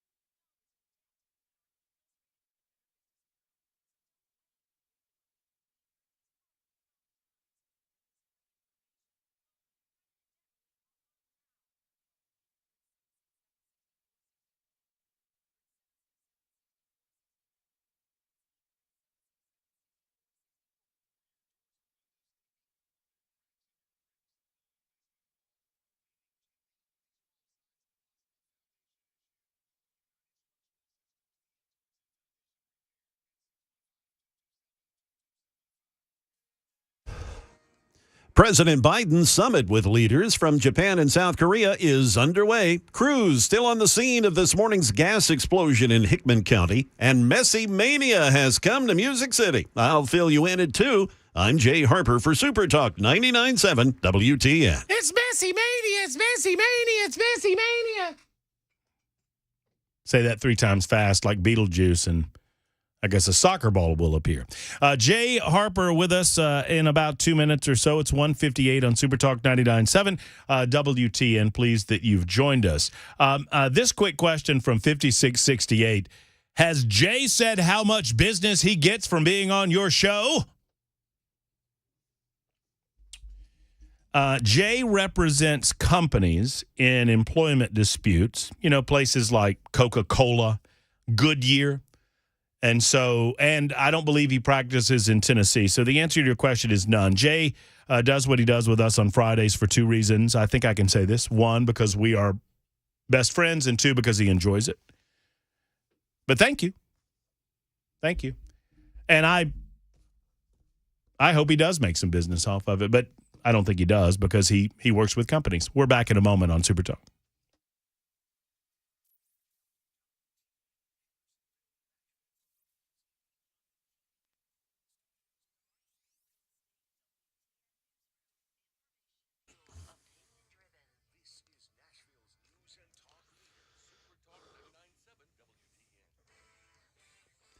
Good afternoon. It's exactly 2 p.m. And I'm Jay Harper with your top stories. We've got a lot of Friday sunshine, 87 degrees. We'll get that, the weekend forecast here in just a bit.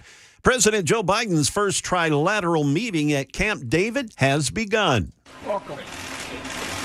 It's a historic first. President Biden welcoming world leaders to his Maryland getaway, Camp David. South Korea's President Yoon and Japan's Prime Minister Kishida casting aside decades of hostility to confront mutual threats. During the trilateral meeting, Biden lauded the pair's political courage. You stepped up to do the hard work, I would argue historic work, to forge a foundation from which we can face the future together. Via translator, Yoon too underscored the grand symbolic nature of the Camp David meeting, signaling to him the opening of a new chapter. That's Brittany Shepard from Washington.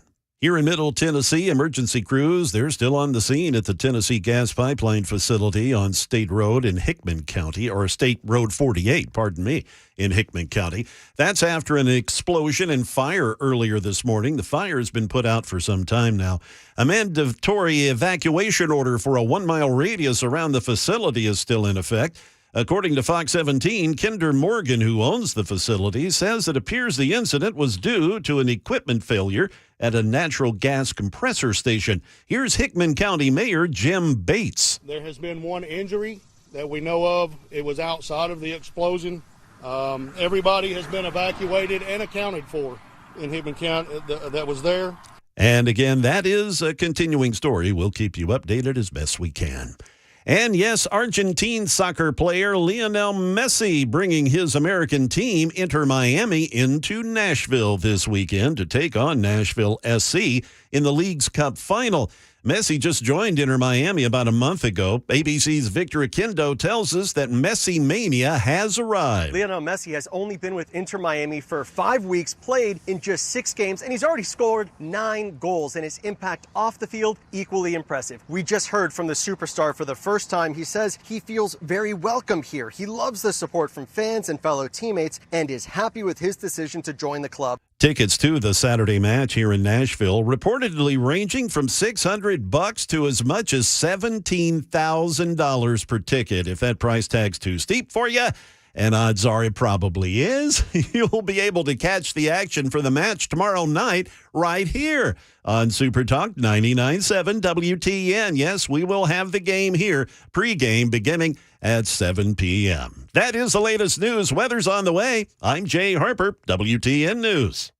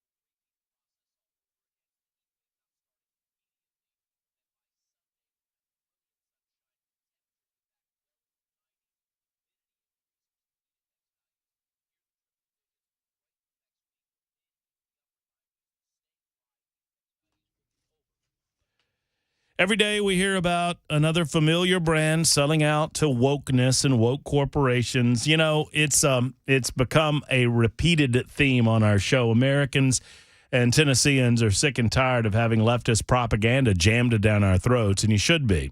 Well, I know a company that doesn't have leftist propaganda inside of it, and it's a company that I think you'll get behind, and it's a mobile company. It's called Patriot Mobile. Patriot Mobile is America's only Christian conservative wireless provider. They offer you the same quality coverage as the big three networks without all of the woke and leftism.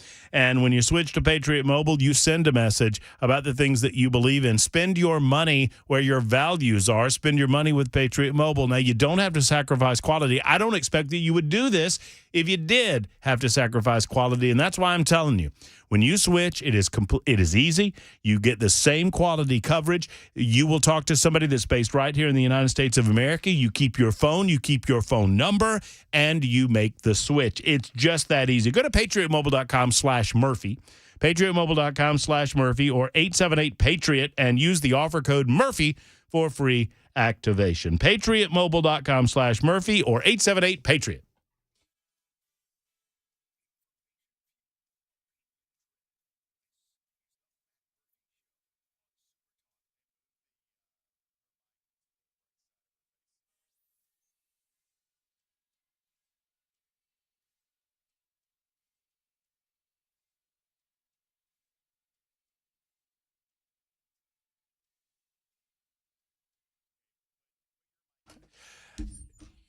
It is the Murphy Show, hour number 3, our final hour of the week on this First Amendment Freestyle Friday. You know, I would, if I wanted to poke the bear, call it Saturday Eve, but I'm not going to because I hate that so much. You know, I think I've decided. Text I sent you yesterday? I think I've decided I'm going to develop. Yeah, I liked that tag. You said something about Thursday Eve, didn't you? Yeah, I sent you a little gift that said Friday Eve or Thursday something. is Friday Eve. Oh, shut up. Shut your mouth. You know, I'm thinking, and actually, that's what inspired me yesterday to think about this, that I think that if you're on the phone and you promote Friday Eve as what Thursday is, that you automatically go to the end of the line, or I just cut you off and refuse to talk to you. Why would you treat your loyal listeners that way? Because that's rude. That's how much I hate the phraseology. I mean, I'm adding it to the list of things that I can't. I've also added a thank you to Chris Hand and Mac Morey. I've added based to my list of. Well, you're going to. That's the kids are saying based, man. So you're going to have to deal with it. All the kids are saying based? All the kids are saying based. And yeah, well, it's literally becoming the replacement word for cool. You're based? Yeah. Well, cool's been gone for a while, right? No. I mean, what I love is, at what point did we decide that things would mean the opposite of what they actually mean? I think that was the early 1700s.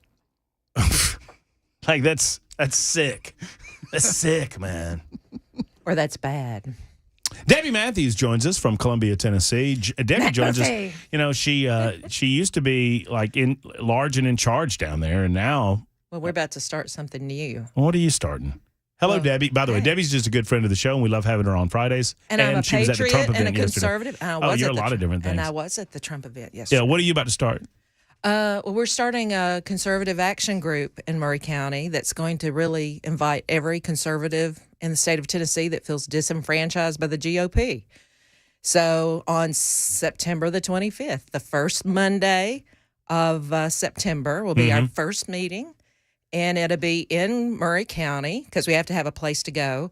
But so many people out of Davidson County are like, man, I don't fit in. I need a place to go. So come on to Columbia. We are not the low T GOP. Let's put it that way. Low T GOP. We are not going to be the low T GOP. And we're not going to be hesitant about who we're supporting in this presidential election, because if you are in the GOP, you can't say who you're for during the primary because you have to support everybody. What? It sucks. So we're going to be full-throated Trump for most people. If there are others, that's okay. But come on. So let me tell you what we're going to have done. Have you ever heard of Chadwick Moore? He was a regular on Tucker Carlson before Tucker got fired by Fox. Yeah, I have heard this name. Okay. He wrote Tucker's bio. He's from Columbia. So we will be having a book signing down there and him telling his stories about Tucker because he saw what the day after's agenda was going to be on the Tucker show. I wonder if really good friends, will you ask Chadwick Moore this question? Do really good friends of Tucker call him Tuck? I would.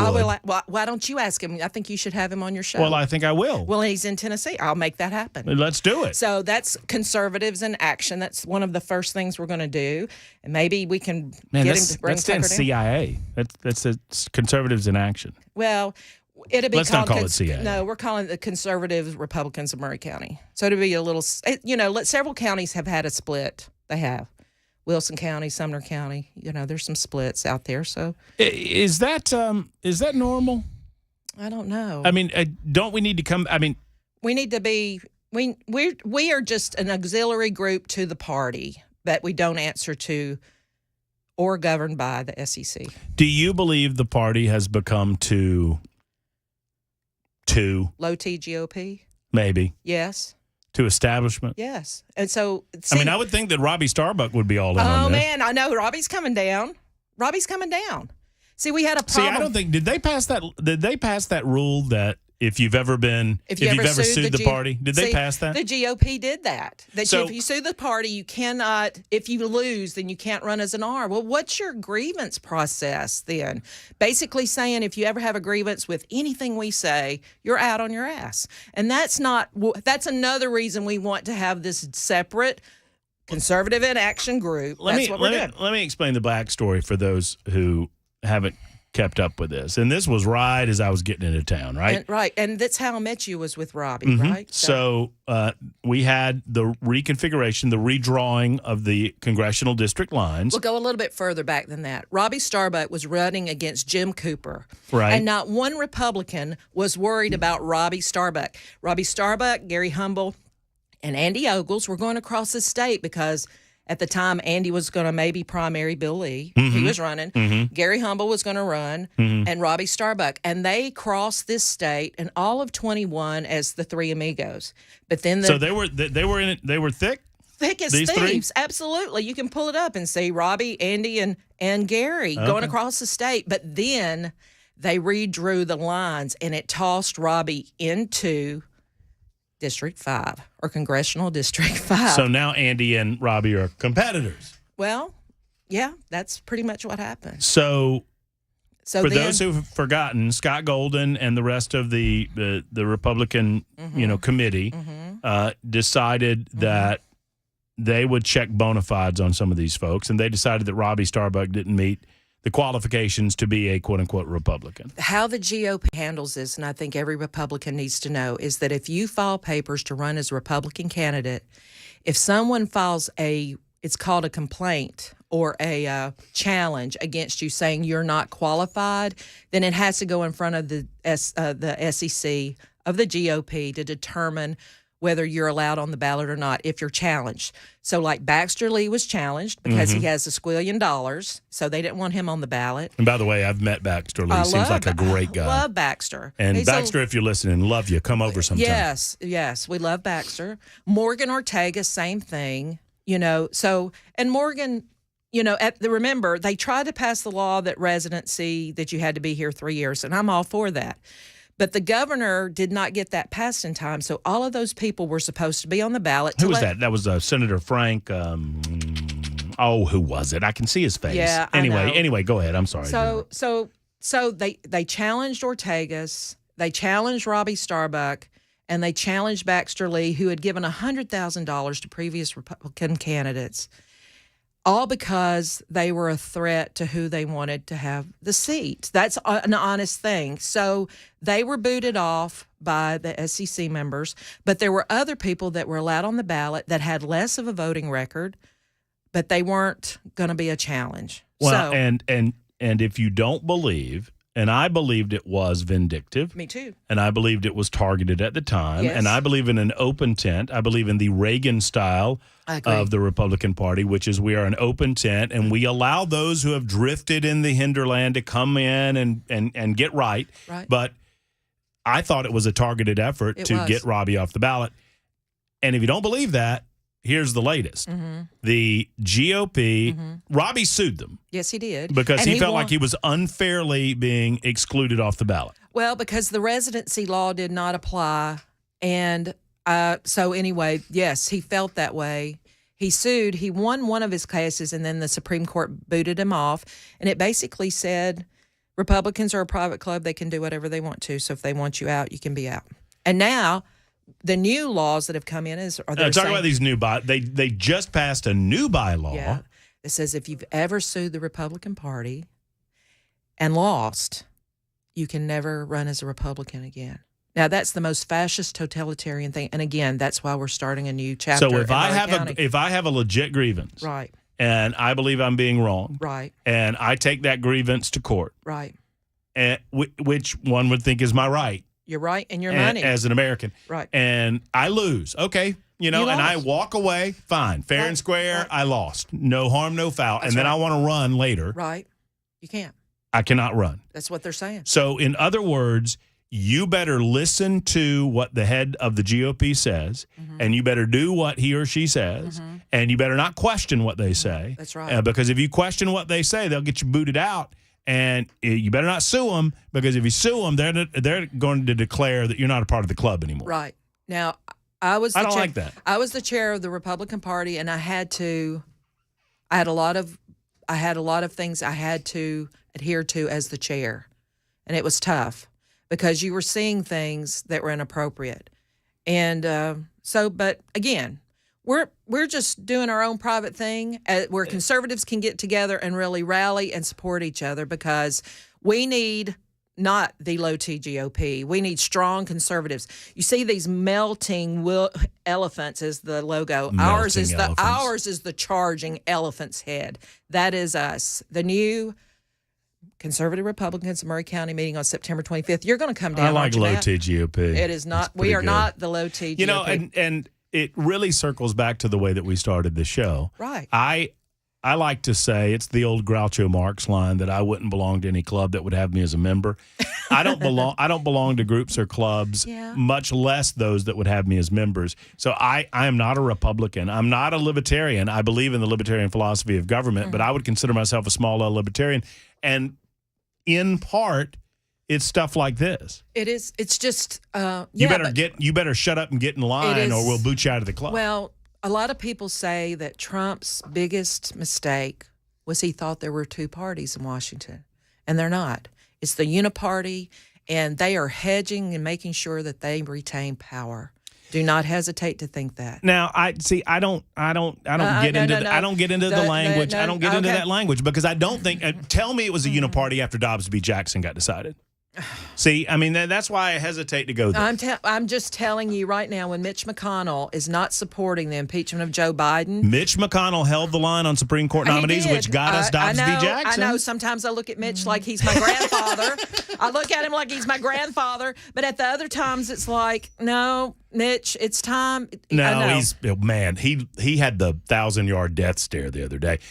Look, these are you and I can disagree on verbiage like uniparty, but this is the point. You and I can disagree on these things, recognize that we agree on 99% of the stuff, and still be friends. Well, sadly, some Republicans, if you disagree with them once or twice or three, they disown you.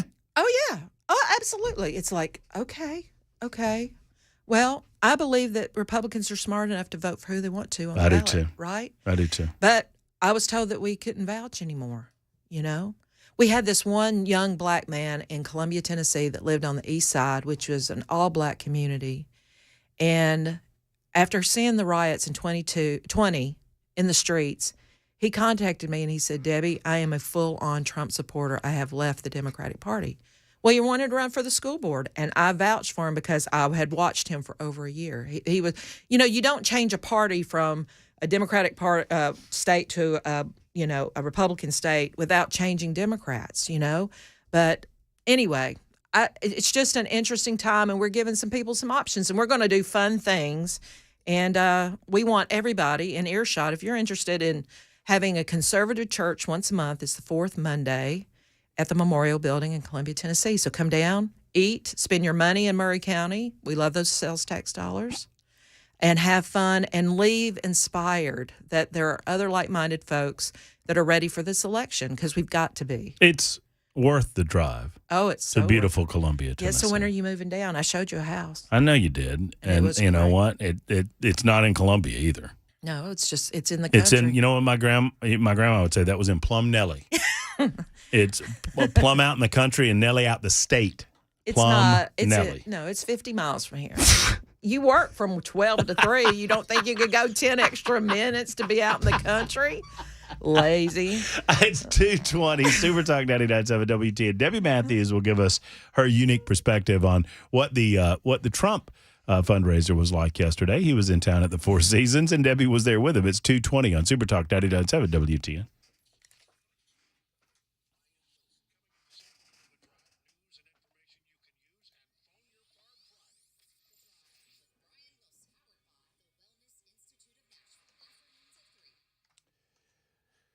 Hey, friends, Matt Murphy, Nashville Painting Company wants to paint your house. And if it's time to paint your house, who are you going to call? I encourage you to call Jeremy Reeves and Nashville Painting Company. They're simply the best. Jeremy came into town about 10 years ago, a little less than 10 years ago. He painted my house in Birmingham about 15 years ago, and I bet it still looks good. I don't know, but I bet it does because Jeremy does a great job. He has qualified crews. These are artisans, truly. They'll get it done quickly. They'll get it done inexpensively. They're not the most expensive painters in town. They're simply the best. Licensed, bonded, insured.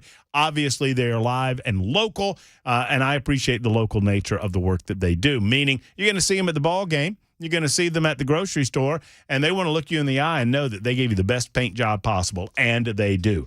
Brick lime washing, they take care of that. Brick painting, they'll do that for you as well. Exterior work, interior work, deck staining, fence staining, they do it all at Nashville Painting Company. NashvillePaintingCompany.com for more information and to look at some of the beautiful houses they've painted. NashvillePaintingCompany.com or give them a call, 615-635-0350, 635-0350 for Nashville Painting Company.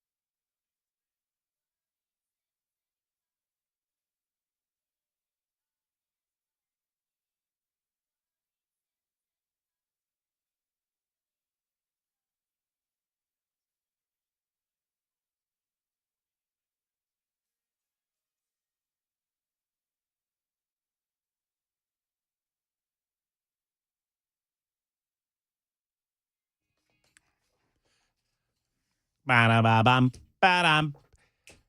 Cruising through a Friday, beautiful day, Chamber of Commerce day. Absolutely gorgeous in the Music City. Hope it's pretty wherever you might be. I bet it is. 223, almost 224, Super Talk 99.7 WTN. We're talking with our good friend Debbie Matthews. You can join in on the conversation, 615-737-9986. What are you doing in there? What, Oh, Belle, my Belle. What? I think of that every time I think of Belle. What? The song. Oh, Belle. It's a Michelle, but it's my Belle. Michelle, my Belle. Oh, Belle, my Belle. Sometimes just the randomness. Well, why are we doing poot sounds? I don't understand why we're doing poot sounds. That was a raspberry, sir. That was you doing a raspberry. That was me live doing a raspberry. Robert's in Smyrna. He's been holding a minute. I'm going to ask you about the Trump thing. I haven't forgotten. Okay. Hey, and you're Robert. holding a flyer of some sort. I want to know what that is. I got a lot of stuff in my mitts. What's here. going on, Robert? Hey, how's it going? Hey, Robert. Hey, Robert. How you doing? We're good. What's so on? I actually had I had a comment and push on the legal question y'all were talking about earlier in regards to the Georgia case. Mm-hmm. Sure. Go ahead. So, because I think and maybe y'all can correct me if you're wrong. To me, it seems like, and I was reading through something Mark Levin tweeted out the other day about it. I think we're maybe accepting because it's a novel situation. I think we might be accepting two things specifically that I'm not sure are constitutional, and I think they're up in the air because it's such an interesting situation. The first one is whether or not he could be indicted at all by a state legislature, because Mark's perspective was basically that it can't, because should be the same rule that would apply from a federal view, that you can't indict a sitting president, because obviously the crime supposedly occurred when he was president. But then the other thing is whether or not, if he pardons himself, does that supersede a state indictment? Because there's something about, we keep reading into it that, he can only pardon himself from federal indictments. But I think generally speaking, in terms of constitutionality, if there's ever a federal law or a federal rule that comes up against a state rule, it should overturn or it should see the state ruling. And I mean, I don't know the answer to this. I'm not a constitutional lawyer by any means. I know that Mark Levin works at the DOJ. I want to get Jay Sinclair on this case, because I asked a question and I was kind of flipped with my answer the other day, Robert, and the audience deserves a mea culpa on my part, because I've done a little further investigation. Here's what I mean. Let's get away from the Georgia stuff, because some of that stuff is really nuanced, and it does have to do with differences between state and federal. But hold on. Let me know the answer. Well, let me give you my example real quick, and then we can talk about that if you want. So, I said, well, obviously, if a sitting president, hypothetically, a sitting president invites Matt Murphy to the White House and then shoots me and kills me on camera, well, obviously that president's going to get arrested, I said. I mean, they're not, quote unquote, above the law. And then I thought about it, and I got a couple of emails about it, and I did a bit of research, and that's actually an open constitutional question, Robert, because the question is, who arrests him? Yeah, the Senate, I think the Constitution doesn't say anything, is what Mark was saying, which I think is true. Like, it doesn't explicitly say. I think the Senate has to hold you accountable. Right. They would obviously boot him out of office through impeachment and a trial, but that would be a political action. And then the idea would then be post-presidency. And I think this got established in the Nixon case, which is why Ford made sure to pardon Nixon. And some have suggested that it did not fully answer the question because he pardoned him, and that is, can a post-presidency be indicted on things that he did while president? And that's kind of going back to your original question, Robert. Yeah. And I think – oh, go ahead. Sorry. Robert, I actually think that the situation with Trump in all of these states and all of these cases, the only silver lining that I'm seeing is it's opening us up to be able to sue or indict past presidents other than Trump. That means Obama. That means Bush. That means Clinton. Anything. This is now opening up the power for us to do that we had not been able to do before. So to me, I'm happy that may be a possibility.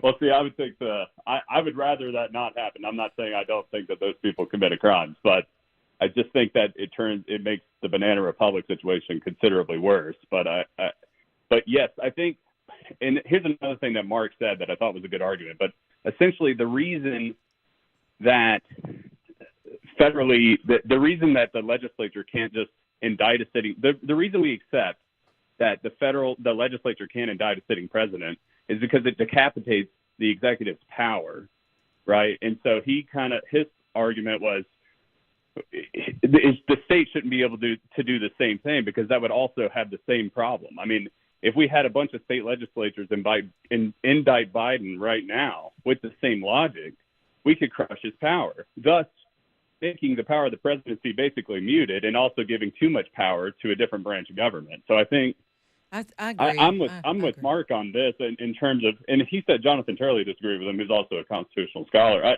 I just think we don't know, and I wanted to walk it back because I think people are putting out there like, oh, he can't pardon himself from state, and I don't think we know that, number one. And number two, I don't even think we know if this case can even be tried. Like, I think it's still too open in my view. So I just wanted to, I don't know. I wanted to bring it up. These are, and as we were talking about with Jay Sinclair earlier, Robert, these are political prosecutions by their very nature. Right. And the Constitution of the United States was established in the way that it was, and the executive branch received some autonomy and immunity, some would say, but to prevent political prosecutions, just like you said, to prevent giving abundant power to the congressional side of things, the legislative branch, above and beyond the executive branch. So I agree with you that we're in uncharted territories. Right. But these are political actions.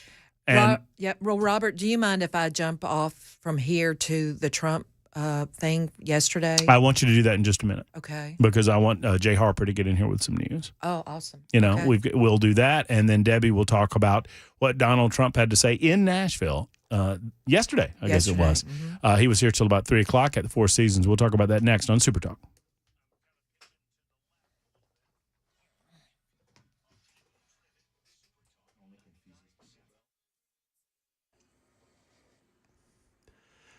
Good afternoon. It is 2:31, and I'm Jay Harper with your top stories. We're still looking at a sunny sky and 86 degrees. A complete forecast is just minutes away. President Joe Biden, he had his first trilateral meeting at Camp David. It started this morning. Welcome. It's a historic first. President Biden welcoming world leaders to his Maryland getaway, Camp David. South Korea's President Yoon and Japan's Prime Minister Kishida casting aside decades of hostility to confront mutual threats. During the trilateral meeting, Biden lauded the pair's political courage. You stepped up to do the hard work, I would argue historic work, to forge a foundation from which we can face the future together. Via translator, Yoon too underscored the grand symbolic nature of the Camp David meeting, signaling to him the opening of a new chapter. That is Brittany Shepard from Washington, D.C. Argentine soccer player Lionel Messi bringing his American team Inter Miami into Music City this weekend.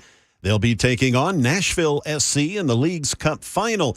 Messi just joined Inter Miami about a month ago. ABC's Victor Akindo says that Messi mania has arrived in the U.S. Lionel Messi has only been with Inter Miami for 5 weeks, played in just 6 games, and he's already scored 9 goals, and his impact off the field equally impressive. We just heard from the superstar for the first time. He says he feels very welcome here. He loves the support from fans and fellow teammates and is happy with his decision to join the club. Tickets to the Saturday match here in Nashville reportedly ranging from anywhere from $600 to $17,000 a ticket. If that price is too much for you, well, you'll be able to catch the action right here tomorrow night on Super Talk 99.7 WTN. Yes, we are carrying the game. The pregame begins at 7 o'clock tomorrow night. That is the latest news. Weather's on the way. I'm Jay Harper, WTN News.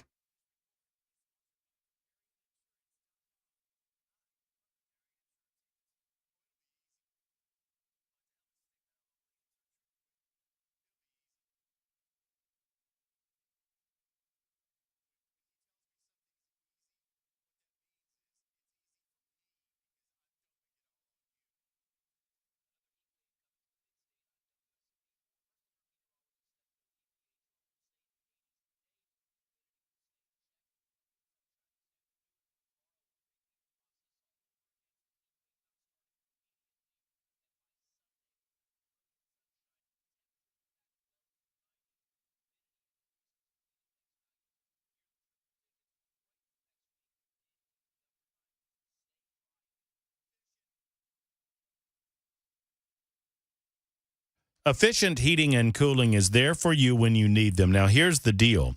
If you're not running as efficiently as you should, Jeff Eddy encourages you to go ahead and make the call that so many others have made to efficient heating and cooling. I like to say it this way. If you're hot and sweaty, call Jeff Eddy. And efficient heating and cooling. See what I did there? That rhymes. You know, in all seriousness, Efficient has helped thousands of people in the market to save money by extending life of their unit. It's easy for them to go out and tell you that it's time to replace your unit. And a lot of companies, and I'm just going to say, sadly, they use a lot of fancy words about why now's the time and all of this, that, and the other thing. But if you're on a budget, if you could get 2 extra years out of your AC unit, I mean, that's a lot of money. You want to save that money. Jeff Eddy helps you do that. But if it's time, you can trust that when he tells you it's time, you know it's time. And when it is, they're a diamond contractor with Mitsubishi Electric and an Elite Pro partner with Rheem. Never too early to talk about getting that heater checked. I know we're in August. I'm not going to start talking about it till September, I promise. But I'm telling you, you need to maintenance that heater unit just like you did your AC earlier in the spring. 615-784-4424 is the number, 784-4424, or efficienthvac.net. When you call, tell them I told you. If you're sweaty, call Jeff Eddy and Efficient Heating and Cooling.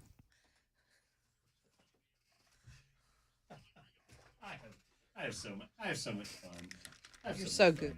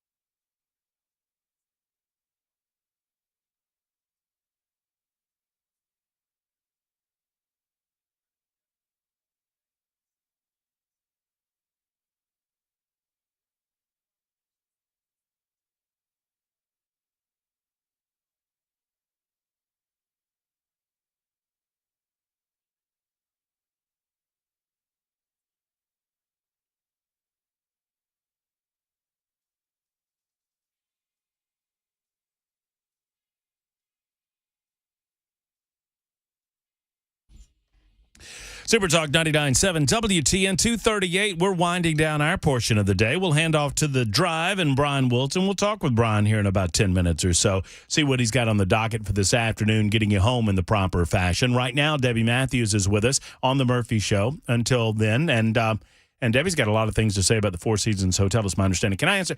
I know I can because it's my show. I'm going to answer a question real quick before I – hold on. Okay. Get that in there. They're in there talking. Yeah. They're not worried about a radio show. Talking about other things in there. Yes, Kathy, I did just say sweaty. That's an answer to Kathy's question, wanting to know if I just said sweaty. And then several of you have already asked questions about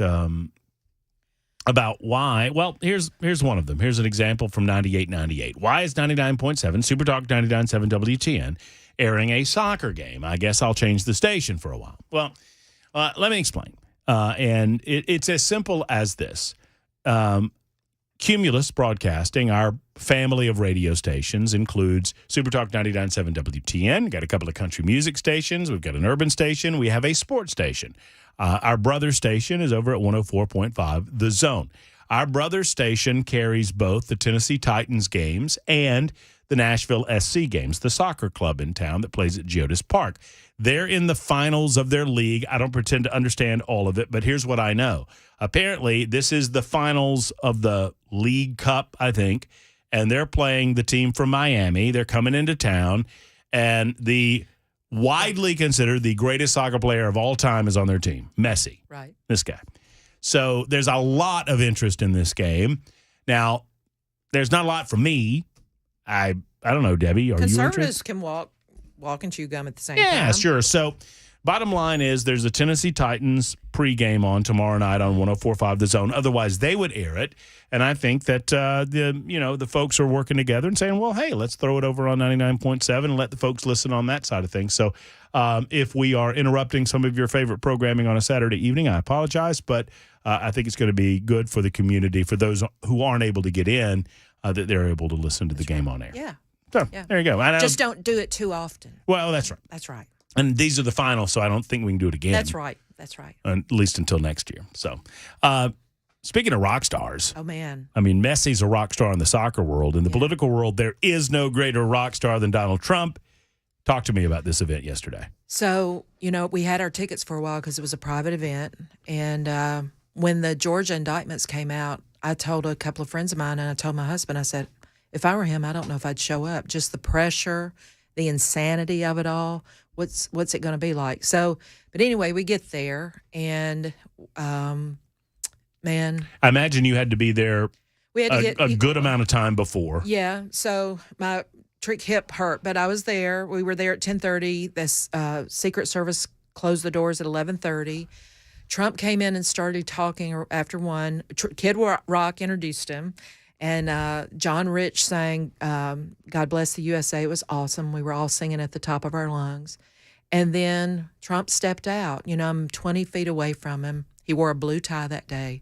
But, of course, I was worried about him. I've been worried about him. I mean, it's been withering, right? So I was really interested in seeing, did he look tired? Did he look worried? But he came out like a boss, like he did at the WWE. I mean, and I'm going to tell you guys, he talked to us like he had not talked to anybody else all day. He did not rush. He gave us his full amount of time and attention. He was funny. He was caring. His shrewd mind about business. It was 2 hours of Trump. It was awesome. I think he raised a couple of $1 million yesterday. Well, I'm sure he did. It's my understanding, by the way. You didn't take a picture with him, did you? No, I didn't. But I got one with. You know why I know you didn't? Why? Because I didn't post it. Well, I don't want to assume anything, Debbie. I apologize. I shouldn't do that. But I heard what the figure was for photos. Well, I started to throw down for the figure. Okay. Woo! Well, that's a lot of money. Well, it's a once-in-a-lifetime opportunity. I get it. But I've been invited to Mar-a-Lago on my birthday, October 26th, and I might throw that money down to do that. But all of it together, well, I believe. It's so nice of you to ask me to go, too. Thank you. I will accept publicly on the air. That number was actually for a couple. So, yeah, the $23,000 for a couple for a photo.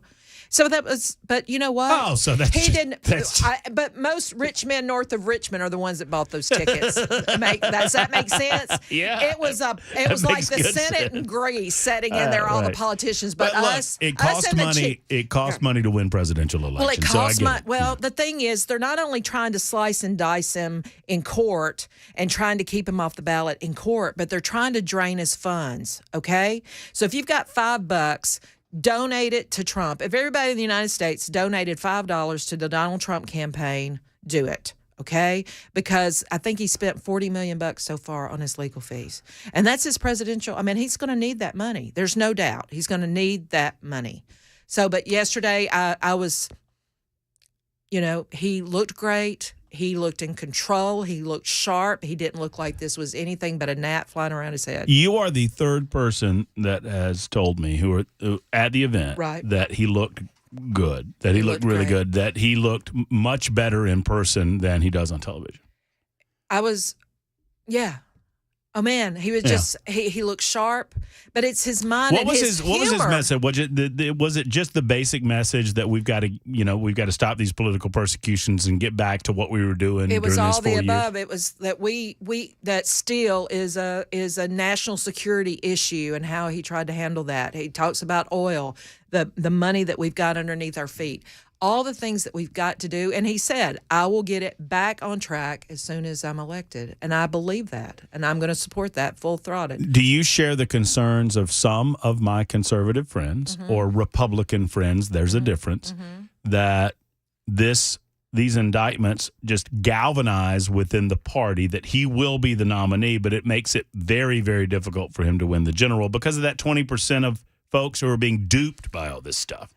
Well, you're talking to somebody that does not believe Joe Biden got 81 million votes in 36 counties, okay? And sitting in a circle somewhere. No, I do not believe that. So he got more votes than any sitting president ever in the history of this country. And still lost. Somehow. Yeah, something stinks. Yeah. Okay, so let's run back at it again. We're going to make sure that we can do that. And then let me tell you about this. I met this man yesterday. His name is Antoine Bohannon, guys. So all conservatives in the state of Tennessee, this is an African-American man that's just retired from the Navy after, I think, 27 years. And he is running against Steve Cohen for the congressional seat in Memphis. So you got to have him on, okay? We've got to support this man. Yeah, I'd be happy to. And then finally, this flyer. What is this flyer? It came in my mailbox yesterday. Is that me on that flyer? I picked it out of my mailbox, and there was I'm on a super flyer, tight. Val. Yes. And so Matt Murphy. Let me see. Did you hold on a sec? You're the executive producer of this show. Did you approve that? It's a great code. Probably, yeah. Okay. It doesn't cost much to get me to approve things. Yeah, so you're hosting something for Americans for Prosperity that's going to have Mark Green. Mark Green's there. Andy, who was there yesterday. Our good buddy Andy Ogles will be there. And Andy was there yesterday. And Jack Johnson was there yesterday. And then you're going to have one of my favorite people Robbie who's really Starbuck will doing be the there. work of a conservative. If you don't follow Robbie on Instagram or on Facebook, I mean, he is in the trenches for everything. And I was asked by Americans for Prosperity to help MC that event coming up on August 31st, and I'm proud to do it. I made my reservation yesterday, so I'll be in the crowd. Oh, you did it for Robbie, didn't you? No, I did it for you. You and Robbie. Well, That's Sheila Butt. Sheila Butt's going to be here, and Pamela and I are about to have lunch. Y'all hear that? You hear what she said? What? She said, yeah, I did it for you and Robbie and Sheila and this guy and that guy and the other guy and the other person. But you know you have my heart. Matt Murphy. Yes, you know you do. You have her heart till somebody else does. No. I'll tell you this. I'll tell all of you the story one of these days about how all that happened. But I give Pamela for every credit in the world. She's putting all that together through Americans for Prosperity, and she asked me to be a part of it, and she was very sweet. We got to go. Well, I'll give you the final say. So if you're interested in joining Conservative Club of the state of Tennessee, September the 25th at 6 p.m. at the Memorial Building in Columbia, Tennessee, all conservatives come out and let's start rallying the base for 2024. We're going to do this a whole year. And if you have not purchased the book Tucker that Chadwick Moore wrote, please go and buy that. You can get it at Barnes & Noble. You can get it at Amazon. He is a Tennessee boy from Columbia that wrote Tucker's bio. Okay? And he was kicked. He wrote for The Advocate. He wrote for Playboy. He wrote for everybody. He was a conservative. And then when they found he came out as a conservative, they got rid of him. So we need to support him, okay? Tucker the book. Are you done? I don't want to get in trouble. Well, I don't want Brian mad at me. I know Brian's going to get mad at you because I got to do it. I'm trying to get Brian on here. It's 48 after the hour on Super Talk.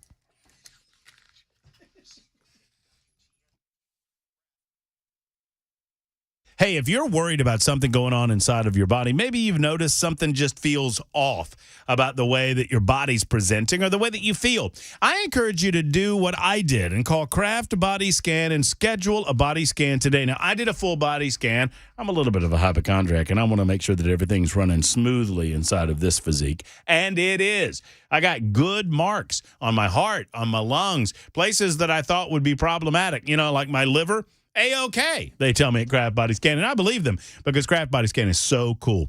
It is a new way of checking your body out to make sure that everything's going as it should inside of the system. You know, when you want to get under the hood, you literally pop the hood and you look at the engine of your car. How do you get under the hood of your body? Through CT scan technology and Craft Body Scan. For $149, you can get a heart and lung scan. $149, no, that's not just for you. It's per couple. Go to craftbodyscan.com to find out more. That's craftbodyscan.com. Full body scans, heart and lung scans. They even do virtual colonoscopies. Ask them about that. 615-436-1000. 436-1000. Ask about the $149 special. Tell them Matt Murphy sent you to Kraft. Spell Kraft with a C. Body Scan.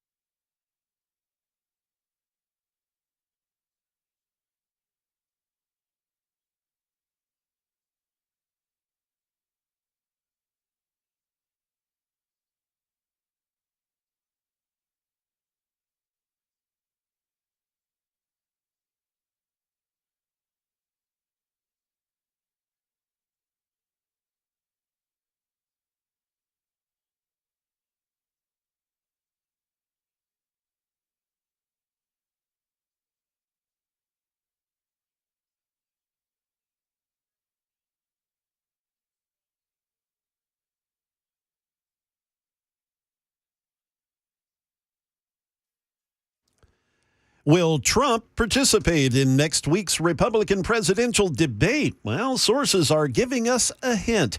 And yes, it's true. Messi Mania has come to Music City. Those stories coming up at 3. I'm Jay Harper on Super Talk 99.7 WTN. Thank you much, Mr. Jay. There's Jay Harper back in the newsroom. Matt Murphy here until about 3 o'clock or so. And Brian Wilson is out in beautiful.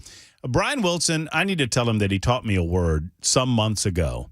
Mm-hmm. And it's bucolic. Bucolic. That's right. Beautiful and which is sounds like something wrong with your stomach, actually. But that's right. I got a little bit of that bucolic going on here, if you know what I'm talking about. And the bulgogi calls it. Yeah, the bulgogi calls the bucolic. These deep fake photos are getting out of control, Brian. And I say that because I saw one of you on social media. You're kidding. With a tie on. And I think that was me yesterday, yeah. An event has to be tie worthy, and very few of them are these days. But I went to do a thing with my friends down at Beacon in Cool Springs, and so I thought, hey, I've lost so much weight that I put on a suit that I haven't worn since my television days. Love it. And I thought, well, as long as I'm wearing the suit, I got to go ahead and put on a tie. And so I put on a tie. Anyway, it's a rare thing. I don't do it very often. Have you ever, here's the big question as we prepare for the drive, have you ever in your life's history used an alias? An alias? No, I don't think so. I don't think I have either. But yeah, and that was the big story yesterday, with Biden and his emails, all these different aliases that he was using. That's why I ask. I mean, yeah, it's a fascinating story. Yeah. And has he learned nothing about secret emails and servers? And do the Democrats learn nothing, or do they think that they're just above the law? No, it's shocking. I think that's going to be an interesting avenue of exploration for the folks in the House, and they're just jonesing to get a hold of the emails. One thing that could come back from the National Archives, and it would be a bad thing for Biden, is, well, we don't have any, which means that there were communications going on, official communications going on in the Biden-Obama White House that the National Archives is completely unaware of. So that would be just as big a problem. Hey, real quick, I got one thing I wanted to. The story that I'm fascinated by. The state of Tennessee is giving Ford millions to build electric trucks. Out in Blue Oval City, out near Memphis. And there's just one problem. The CEO of Ford is rethinking his entire electric truck strategy right now. Has anybody checked in with the CEO of Ford before we give them $13 million? I would like to know. It's one of those things we'll be exploring here on the show. We will be listening as the drive gets underway, taking you home on your Friday afternoon, getting you ready for the weekend. Brian, we'll talk to you soon, my friend. Have a great show. All right. Have a good weekend. We will do it. We'll wish you a good weekend as well. We'll be back on Monday, bright and early at high noon. Until then, so long.